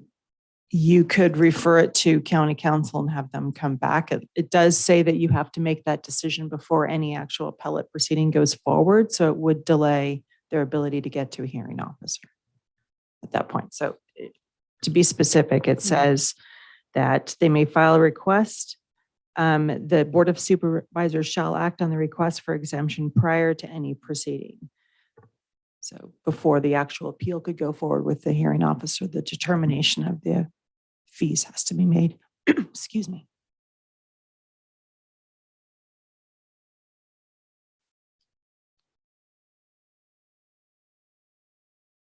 Okay. Does somebody want to make a motion for consideration? Or do you have further questions? I do have, so just want to be clear, what you're appealing is the assessment of the $1,000 a day fine. Yes. Okay, so that would be, And we have, I cut the whole entire farm on the 15th. So I think what we would be appealing would be the, whenever the fine comes into effect, which I don't know if that would be on the 1st of July or the 22nd of June. So it'd be appealing anywhere from, I think, $15,000 to $20,000 of fines. But that's the appeal that he would be pursuing. and- Yeah. Right no, now. I was just wondering what he was appealing. Correct. I want to know what we're waiving the appeal fee for, so. There was also a violation for the cabin not having the septic tank. But then we were talking with Cody and we feel like we might fall under ordinance 1363. So we're having him come out, but he wanted all the greenhouses emptied. Yeah, and so we're learning as we go along as well. Just pretty upset that we didn't do our due diligence and research everything. At least for discussion purposes, I will move that we approve the exemption for the code enforcement appeal fee of $1,050 for notice of violation number 1356. Is that in total, the 100% of the fee? Yes. Okay, I will second that motion if you'll amend it to also direct the applicant and to get in contact with county council and see if there's other more effective means to go forward than an actual appeal. If that, This negotiation. yeah, if we can direct staff to work with the applicant, it would probably be better to find if there's a more cost-effective route forward. To resolve the actual Yeah. underlying issues with their site and the grow. Yeah, rather than just go through the appeal process, if we can go through the process that we already have established, I think it would probably be a better fit. So, but I'm all for it. And I'd be really hoping that $15,000, if we could save it, would all go towards compliance and permitting, getting the farm fully compliant and permitted. Yeah, the county council would not have the authority to resolve a high penalty in that regard without it coming back to the board. So You would, what are those things called? Our settlement agreements. That's what if council does have authority to reduce the fees by up to 45-50%. I think that there's a difference between the fees and the penalties. well, it's So I have to penalties. double check that. It is penalties because I signed hundreds of those things, I think, but where there could be a reduction, it wouldn't go away without coming back to the board, but at least we need to look at, I would like to direct staff, I know that might be Trent, to look into that or to work with council. Just to make sure I'm totally clear, are you talking just about the penalty portion? Because it sounds like they're appealing whether or not they need a septic, and they're also appealing whether or not they have to destroy all the plants, including the genetic work they're doing. How about we just say that we modify the motion to say direct staff to research the most streamlined, cost-effective way to deal with this matter. Yeah, and just come back and tell us, okay, it is the appeal, it's a negotiation, it's a combination of things. Because I think what we're really just trying to say is, let's find out what's the best way to approach this. That's what I would like to know. I would like to know if there's a better means, because I know the appeal route it's the difficulties that what you have before you is really the exemption. You're not talking about the underlying appeal at this junction, so that's not even agendized for consideration. Yeah, my consideration is I don't want to waive fees for an appeal that we don't even need to have. I'm not entirely comfortable tying the two together when you don't have it agendized that way. I see. Okay. Right. How about a subsequent motion to deny this appeal today and direct the applicant to pursue an alternate route? So this isn't an appeal. This is a request for an exemption right. of the fees. So It can't would have be to anything, den- that's what you're trying to say. It would- can't have anything That's to all do that's with. before you. Correct. You get to It would- decide he can, that what your sole focus today on this issue is whether or not they have shown undue hardship for the purposes of justifying an exemption from the appellate fees. You're not talking about the underlying merits of the appeal. You're not talking about any of that. You're talking about whether or not they have shown you that there's an undue hardship to justify exemption from the appeal fees. Okay, and question for CAO. If we were to honor this request, where does that money come from as far as our county budget is concerned? I'm wondering where the money comes from as far as our county budget is concerned. So that would be $1,050. The general fund would not General fund dollars. go to the general fund. That would pay for the hearing officer time, right? So I guess where, since there's a motion on the table, I'm free to discuss. Well, did you end up seconding when basically we can't do what you're wanting to do? So are you Yeah, seconding as is? And did you ever make a subsequent? And no, it's not fitting for the item. Yeah, I can't really tie it together, but I would still second the motion so we can at least have some further discussion. Okay. So I guess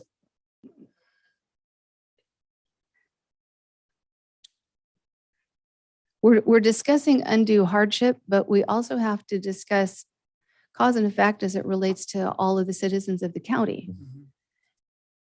So what has taken place is that and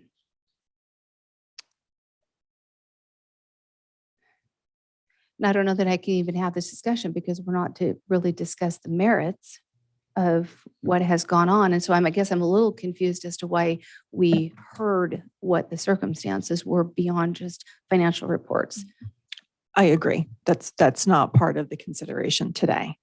I mean, they had the floor, they have the right to talk to you, but really all today is about is whether or not they've established undue hardship for purposes of the fee. The county council still has the authority to engage with them. There's nothing that changes with regard to that. So the county council is free to engage with them and discuss alternatives to going forward with that appeal. Nothing changes that here today. We're really just talking about the fee. Are we setting a precedent for undue hardship here? This is, you're just making a determination on a case-by-case basis as to whether or not you think there's undue hardship, whether or not they've established that. Whether it's accurate or not. I just did a Google search for the federal poverty line for a family of 6. And the Medi-Cal adjusted federal poverty level is 55,587. And this is reporting 43,325. Just as frame of reference.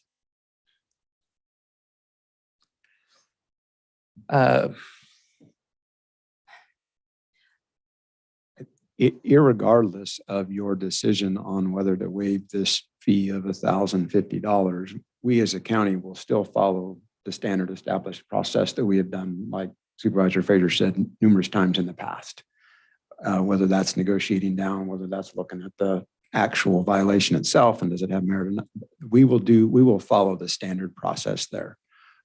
So I know this is hard to separate the two, but if undue financial hardship is established based upon your vote, we will then go forward with that without collecting a fee or with collecting the fee if they're able to do that. So I would recommend not to even look at the potential violation itself and what will or will not happen with that. Just solely focus on has the presentation established enough to create a vote on undue financial hardship for the $1,050 fee? So there must be some sort of, in other words, if this was just cut and dried, people who make below whatever the poverty level is can have all fees waived for whatever goes on. This is subjective as to whether or not you wish to waive the fee, correct? They do have to establish undue hardship, and that is what our ordinance says. It's to be strictly construed. So you're not supposed to view it in a liberal sense, but you're supposed to have them actually prove undue hardship, that they are unable to pay this without it causing an undue hardship on their finances. So under the you may have ordinance, if questions it's for that. proved, the decision is made. Well, and it's, I guess, timely that we just had the presentation we did about issues in Trinity County. I think I heard that our childcare costs are significantly higher than any other part of the state, or on average at least, that we have higher costs in many cases because of the rural nature and the fact that groceries and so forth, gas, all that often costs more. So even looking at a federal average for poverty, this seems to meet the criteria to me. And whether this part of subjectivity is supposed to play into it or not, I think part of what I look at is we seem to face a lot of situations in which people are fighting the processes and just basically wanting to get their way and not have to pay. And what I'm seeing is someone who is stepping forward and saying, we got it wrong. We've corrected our wrongs. We're trying to keep moving forward. And if you can help financially, we will be able to move forward as a family in a healthier financial way. So that's what the reasoning is in my head. And I know we're supposed to be making a decision about whether it is or isn't. And from my standpoint, it is, but fit within the poverty issues. And then I look at the rest of the story that influences my input.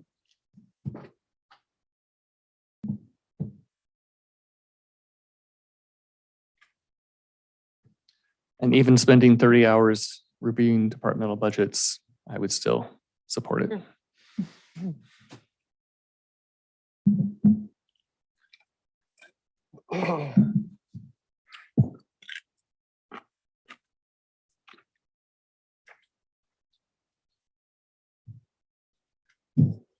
I look at the world. Sorry, I'm sorry. I look at the world through a lens of what if everybody did the thing I just did? From I just threw my gum on the ground to, whatever that may be. And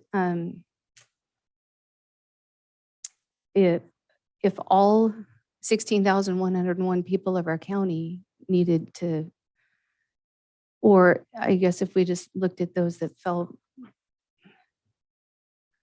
I'm struggling. I'm struggling just with a thing called personal responsibility for the causes and effects of our actions. And I also understand there's times in our lives when we all need a hand up, not a hand out. And it's hard to draw that line, particularly, I guess it might have been easier. I didn't hear. And with every vote, you have to be able to justify to your percentage of the constituents why their tax dollars went toward the thing you decided that they went to. And so as I sit in silence, that's my brain out loud. Yeah. Supervisor Gogan, you had something?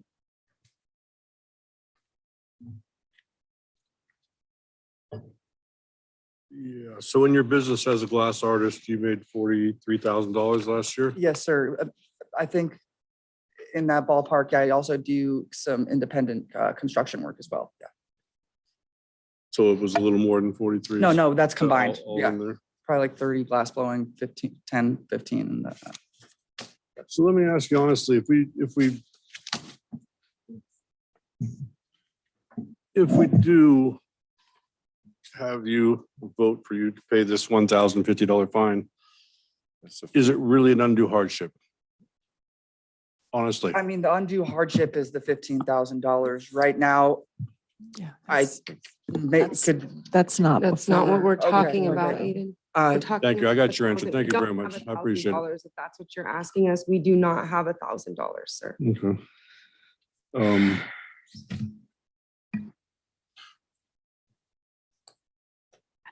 Technical question, how does this fee get collected? Are there payment options for such, or does it have to be paid in full in order for the appeal to go forward? It's usually paid in full. Actually, I don't know of a circumstance when it's not. Does it have to be paid in full? Is there any payment? That's the standard, is it's paid in full. Yes. 1,050. When would that be due? If you decided to enforce it today, they would have to pay that within 10 days. And then that would close a window on an opportunity for the appeal? Yes. They have to pay the fee for the appeal to go forward. Yeah. This is hard because I don't know what we're supposed to. Currently, there's no guarantee that the appeal will be effective, right? So It's not before you today. that's. Today's the only thing is yeah, the there's- fee they have to pay to file the appellate papers to appeal the citation. That's all that's before you today. Not the merits of the appeal, whether the appeal occurs. It's whether or not they have to pay the fee to raise the appeal. So I would say I'm hesitant to set a precedence here. But at this time, as we sit here, I think this is an undue hardship.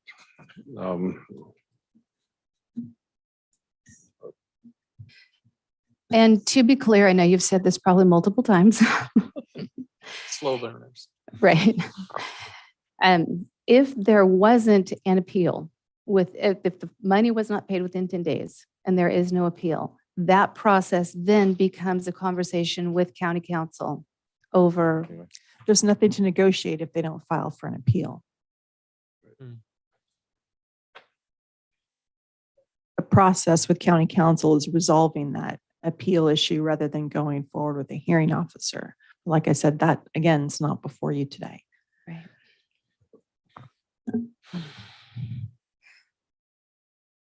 So Rick, do you want to make that motion one more time? It's already made. It's already made. There's a motion on the table to exempt entirely the fee, and that's been seconded for the purposes of discussion. So is there any further discussion? Supervisor Carpenter Harris, do you have something? No?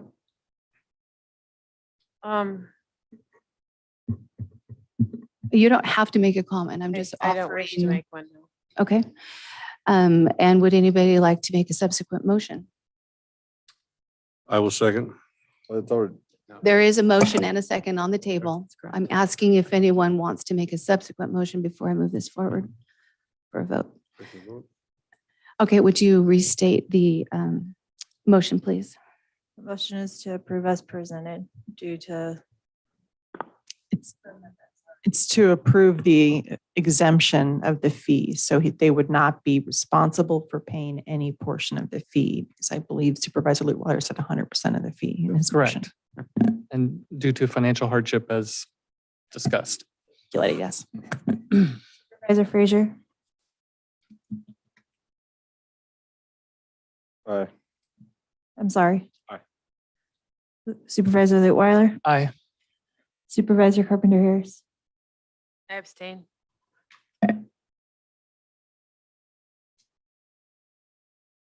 Supervisor Gogan, Aye. and Supervisor Cox. No. All right, motion passes. We're at lunch. And we are, sorry. We are adjourned for lunch until 2 p.m. Thank you. Thank you, guys. Sorry. Thank you.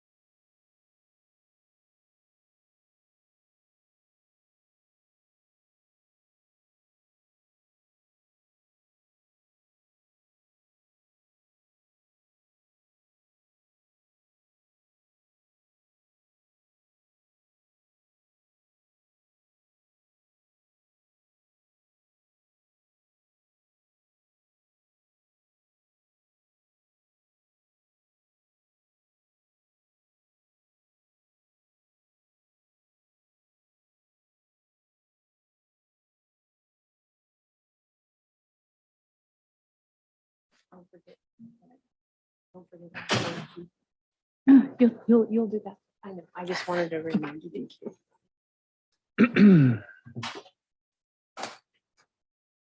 Okay. Photo finishing. Are we good? Okay, it is 2 p.m. We are at this time opening our special meeting for the July 18, 2023 Trinity County Board of Supervisors. We have one item on a consent calendar.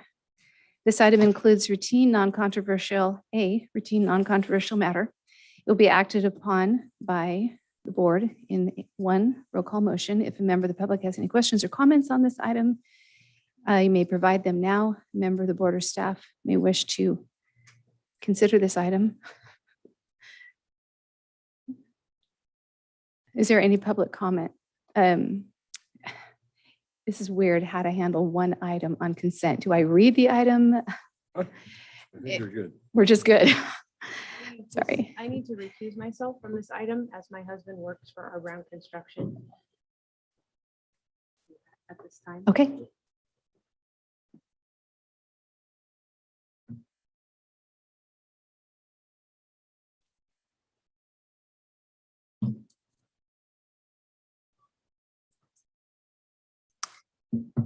All right, I'll just read the item. We're approving amendment number 1 to the agreement with Roger Brown Construction Company Incorporated, increasing the maximum cost by $200,000 to provide transportation of storm-related spoils to a designated disposal site adjacent to the High and Palm Airport. Maximum cost of contract is increased by $200,000, resulting in $300,000 to be reimbursed at 93.75% by FEMA Cal OES. And is there any public comment on this item? Okay, any comments on Zoom? I have no raised hands. All right, with that, we'll close public comment, bring it back to the board. I'll make a motion to approve as presented. Second. All right, motion by Supervisor Frazier, second by Supervisor Lutwiler. Supervisor Lutwiler, Aye. Supervisor Frazier, Aye. Supervisor Gogan, Aye. Chairman Cox. Aye. All right, that motion passes. With that, we will close the special meeting and we will Quick and easy. Quick and easy. reopen our regular July 18 meeting, and we're just going to give a moment Supervisor Carpenter Harris to return.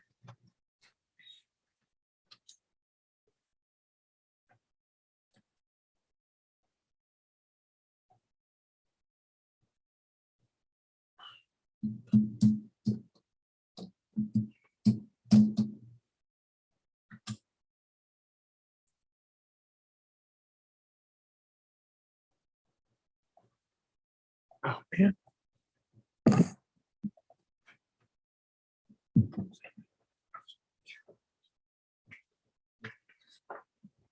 Oh, right. Mhm. It's true about that.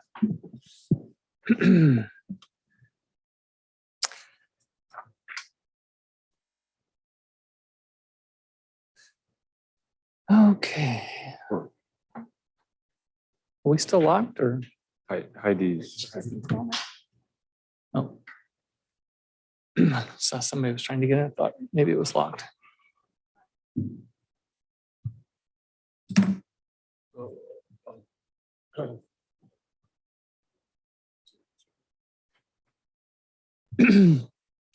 Carla let me know if she didn't realize the timing that this would take place, and she had to head back to relieve someone taking care of her children, I think. So she's not here. I see Travis is here, and there may be others online to help if we have questions about this next item. Item 4.3, discuss and or provide direction to staff regarding the approval of the allocation of $127,000 of LATCF funds for TOT partners based on today's presentation. $127,000 from the Local Assistance and Tribal Consistency Funds. CAO Ted Hill. Yes, thank you, Chair. So on June 20th, we had preliminarily set aside $127,000 of the LATCF funds during the initial budget adoption process. for a future vote after we receive the presentation that was received today. So this item is for the board to formally discuss and vote on whether to formally finally allocate that $127,000 as appropriate. And as a initial question, the 1% we discussed in the that we talked about this morning with Graham's presentation, this would not impact that. This will not impact that. That was a separate item. That item was also on that list. We will bring that one back at the next meeting, similar to this one, for an actual vote. Okay. All right. Any other technical questions from the board? All right, we'll open this to public comment.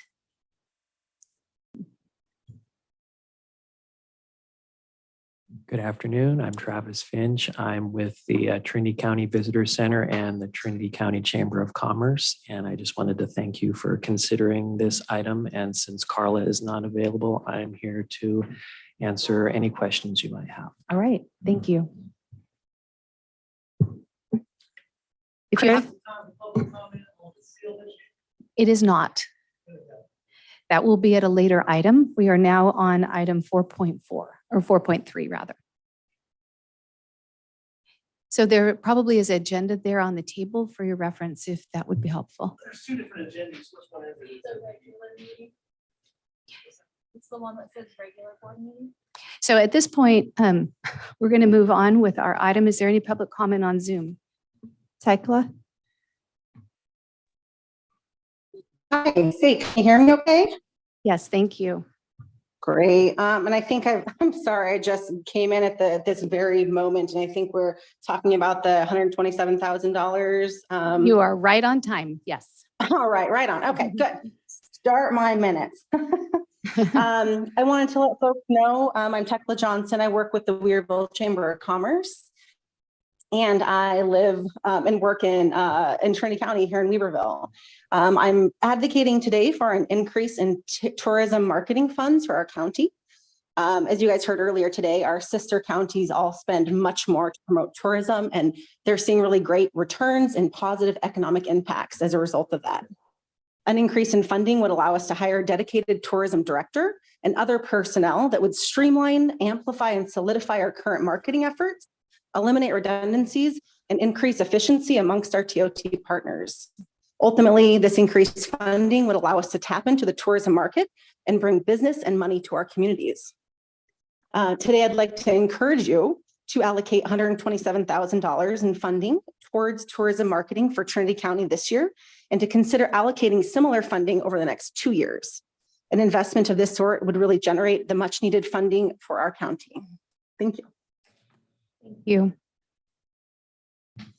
Chris? Oh, this is Chris Williams. Can you hear me okay? Yes, thank you. Excellent. Thanks. This is Chris Williams, Weaverville. So I love Trinity County, as we all hopefully do. And we're a community that relies on a lot of tourism dollars. I'm amazed we haven't had a designated tourism entity to promote it in the past.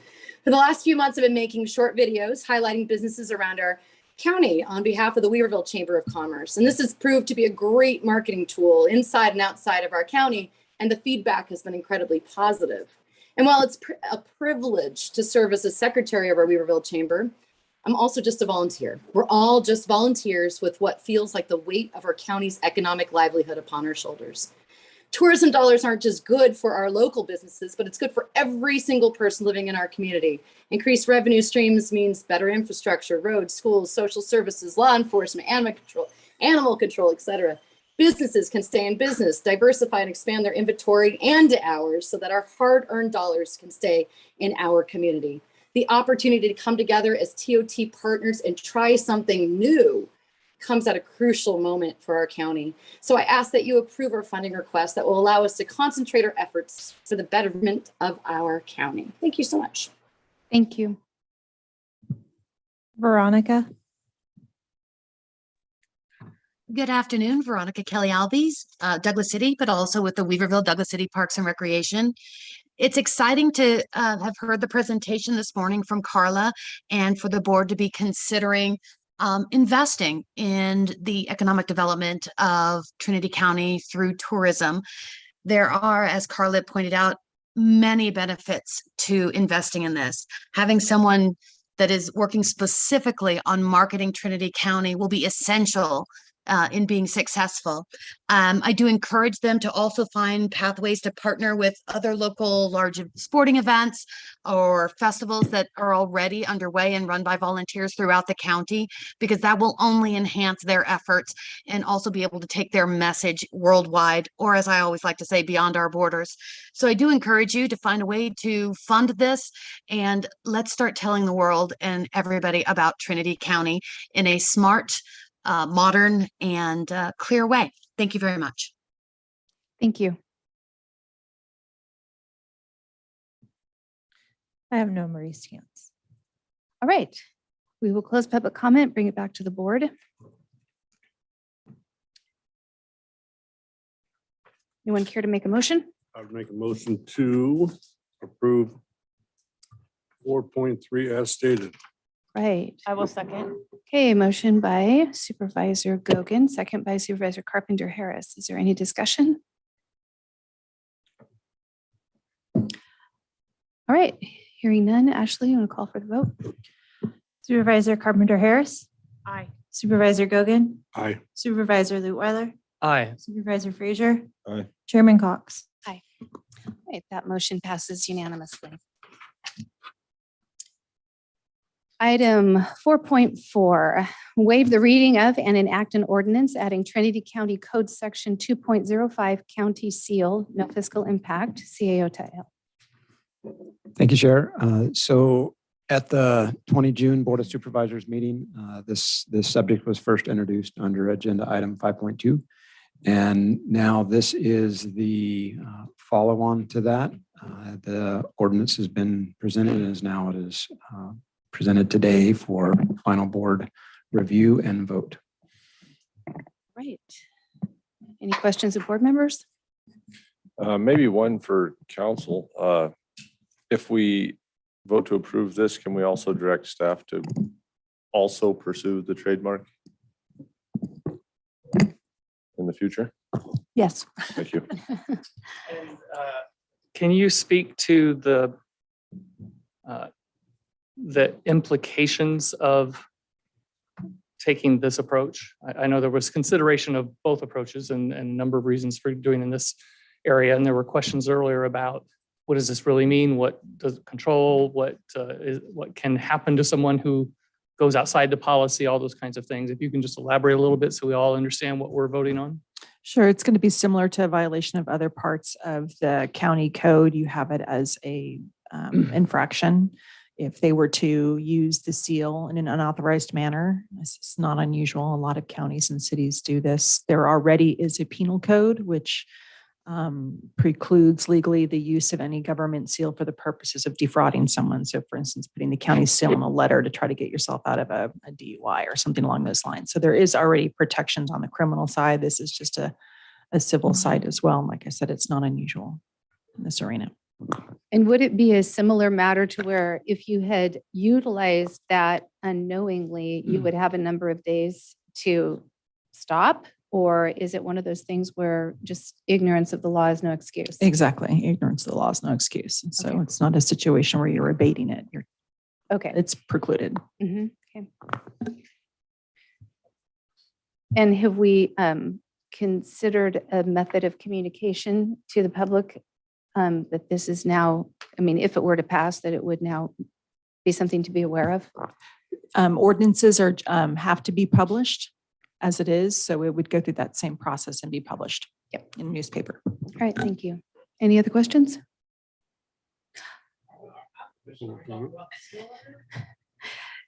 So the clue to the public is when public comment is opened, then that's the time that the public can speak. And I'm now opening public comment. So if you would like to speak about the seal, this is your opportunity. It just seems to me that this is a complete waste of time. This is Could you certainly state your directed name? at exposedtrinity.com. And I don't know, I'm curious if council here has not read up on parity. I mean, I think you can research Larry Flint and see that parity is allowed. So I'm just wondering, is this just another giant waste of time and tax dollars to defend, which would be a lawsuit, should we decide to use a seal that's a parody of yours? And then I wonder, what's bringing this on? Who's pushing y'all to do this? And then so I thought maybe I'd just pull your campaign funds and just see who's behind this. Rick, I see your number one donor is the guy that you only know from Rotary, 4.5 times more Underwood than your next donor. Who's number two? TAA. And then Jill. I looked at your campaign contributions. Seems Underwood's your public attorney now, your private attorney. So every email you sent, if private, should have been billed. My attorney's $700 an hour. And when he writes an email for me, $700. How many? There are hundreds of emails to you in Underwood. So I didn't see that in your campaign finance disclosure, and I'm wondering why.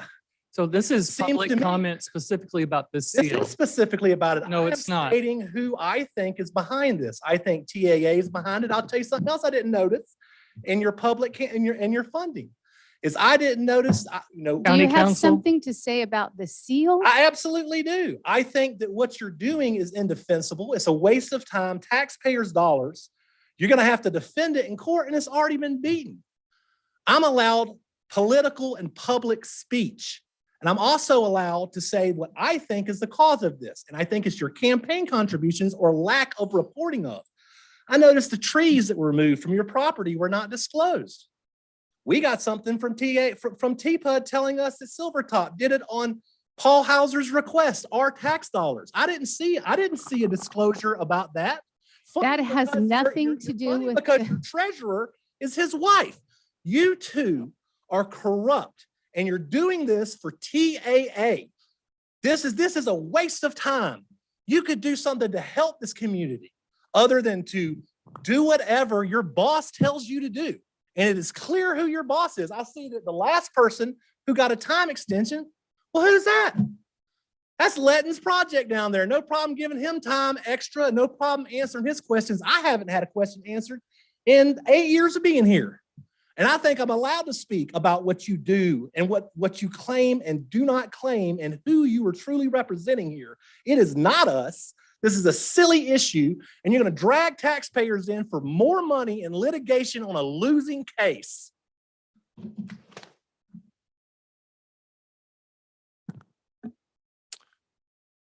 Any other public comment in the room? Seeing none, is there any on Zoom? I have no raised hands. All right, with that, we will close public comment and bring it back to the board. Move to approve as presented. I will second if you'll amend your motion to also direct staff to pursue the trademark also. One more time. You're wanting to direct them to research it or pursue it? To pursue it. Okay. So we'll have this ordinance in the interim while we pursue trademarking our seal. So let me just ask council a question on that just to make sure. So I've done trademark protection before on a logo, and takes months or to a year and costs thousands of dollars. Is that about right? I'm just trying to make sure we know what we're signing up for, that we're going to invest thousands of dollars. Yes, that's correct. And that's outlined in your staff report as well. Goes Okay, through some but of you're- the details. Yeah, I don't have a problem with that. So I'll amend the motion to approve as written, approve with the addition of direction to staff to pursue trademark for our logo. And I'll second that. If that were to be the case, that item then would come before the board to approve any funding, correct? Yes. Yes. All right, any discussion? I have a couple questions. You mentioned earlier, council, if I can, that this is fairly common for counties to do this. Yes, cities and counties often have ordinances or code sections precluding the use of the seal without authorization. And that's predominantly, I would assume, to protect situations like what you mentioned earlier, someone taking the logo and writing a letter as if they were from Trinity County or trying to to do Yeah. business as us when they're not us. Right. So it goes a little bit further because the penal code actually requires intent to defraud, so that when you're using a seal under the penal code, you have to have the intention to defraud someone into believing that you're acting as a county or a city. The ordinance it doesn't make that limitation. So it just precludes the use of the county seal in any circumstances without the written permission and authorization of the CAO. Okay, and then one more quick question. A lot of times when organizations are putting on big events, I see that they'll like stack all of the logos of the participating agencies on the bottom of the flyer in an attempt to just show, who's all coming. Would those people then have to get permission to put our logo on their flyers? Yes, they would. Okay, I just wanted to make sure I Mhm. understood. Okay, thank you. Sure.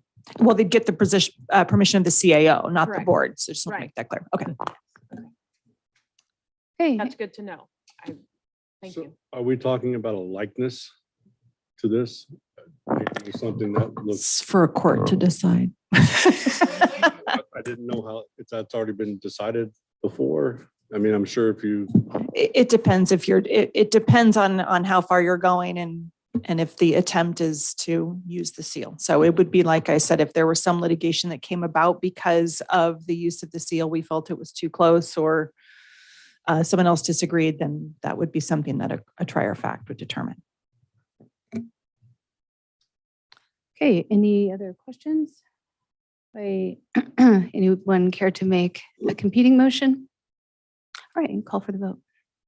Supervisor Frazier, Aye. Supervisor Lutwiler, Aye.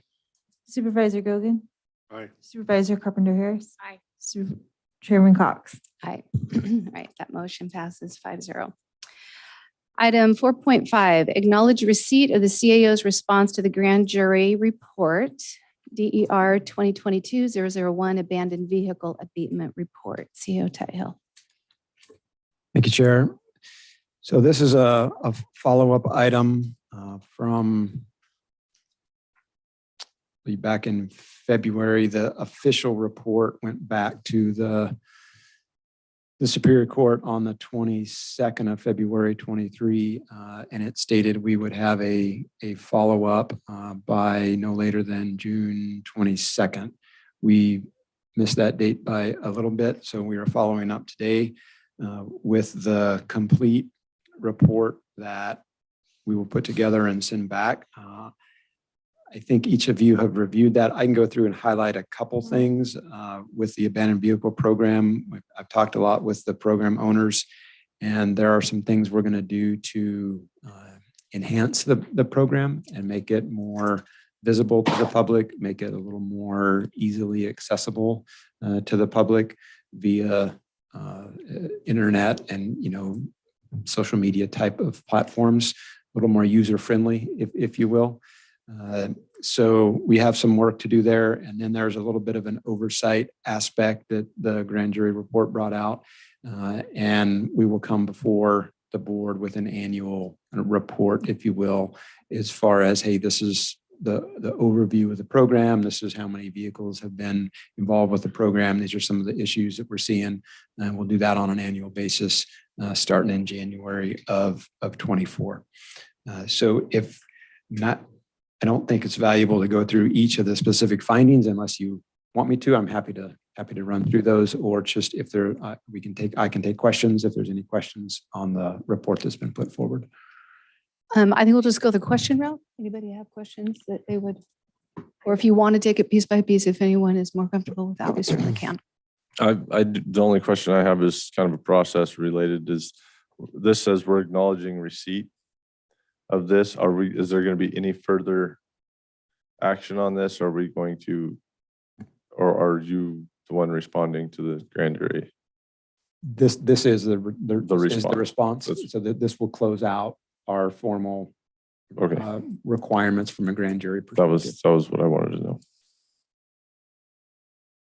So our action as a board basically was that in February, we agreed that the onboarded CAO would have Answer it. an answer. Mhm.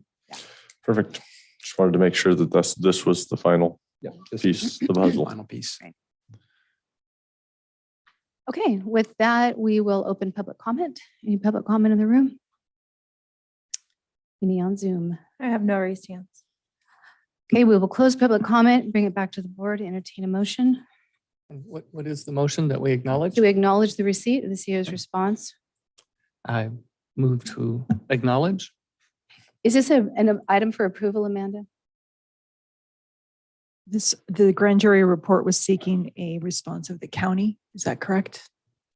Yeah. Versus the CAO. Sometimes grand jury reports request the CAO's response. Other times it's As a county, we already responded to them, but part of the response was to, come back by June, which we have done with this report. and you don't need to actually approve the contents of it. You're just acknowledging receipt. So Takes a motion and such or not? Probably wouldn't hurt considering that was the Okay. direction before. Okay. So motion to acknowledge. And I'll second. All right, motion by Supervisor Lutwiler, second by Supervisor Frazier. Supervisor Frazier, Aye. Supervisor Lutwiler, Aye. Supervisor Carpenter Harris, Aye. Supervisor Gogan. Aye. Chairman Cox. Aye. Right, Human Resources, item 4.6, take the following actions effective July 1, 2023.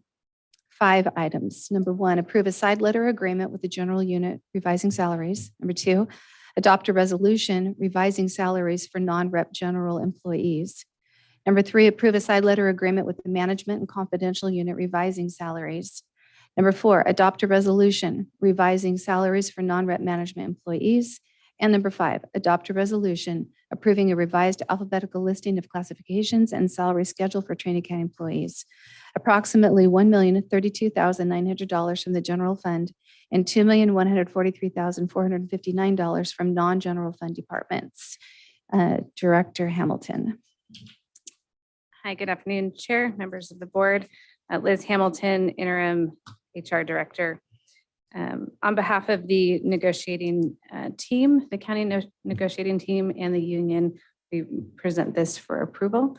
The 2 side letters and then the 3 resolution, and those are for the groups that are impacted naturally by the 2 side letters. I'm pleased with the way that the county and the union has worked together for this investment in staff due to the minimum wage increase and just addressing compaction issues. And so with that, I would take any questions. Thank you. Questions? Anyone? All right. Okay, with that, we will open public comment. See none in the room. I have no raised hands. Public comment, bring it back to the board. Approve as presented. I will second. Sometimes we break these apart. It's fine to do so with one motion. If the motion is to approve all 5 at the same time. Fine, all right. So we have a motion by Supervisor Lutwiler and a second by Supervisor Gogan. Is there any discussion? I would just like to thank the folks who led this process. I know that can be very tricky and obviously impactful both to our employees as well as to the county. But I really appreciate the work done and information provided. Supervisor Gogan. Aye. Supervisor Lutwiler. Aye. Supervisor Carpenter Harris. Aye. Supervisor Frazier. Aye. Chairman Cox. Aye. Right, item 4.7, approve a side letter agreement with IHSS establishing registry rights and replacing the page placeholder with the updated agreement. Director Hamilton. Thank you. Let me shift my hat to sitting on the negotiating team for our public authority.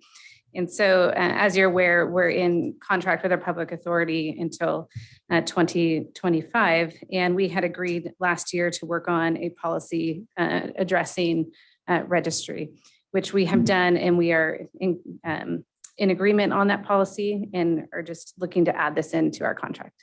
Okay, thank you. Questions? All right, we'll open public comment. None in the room. No raised hands. All right, we'll close public comment, bring it back to the board. Anyone care to make a motion? Move to approve as presented. All right. Motion by Supervisor Leweiler, second by Supervisor Gogan. Supervisor Gogan? Aye. Supervisor Leutwiler? Aye. Supervisor Carpenter Harris?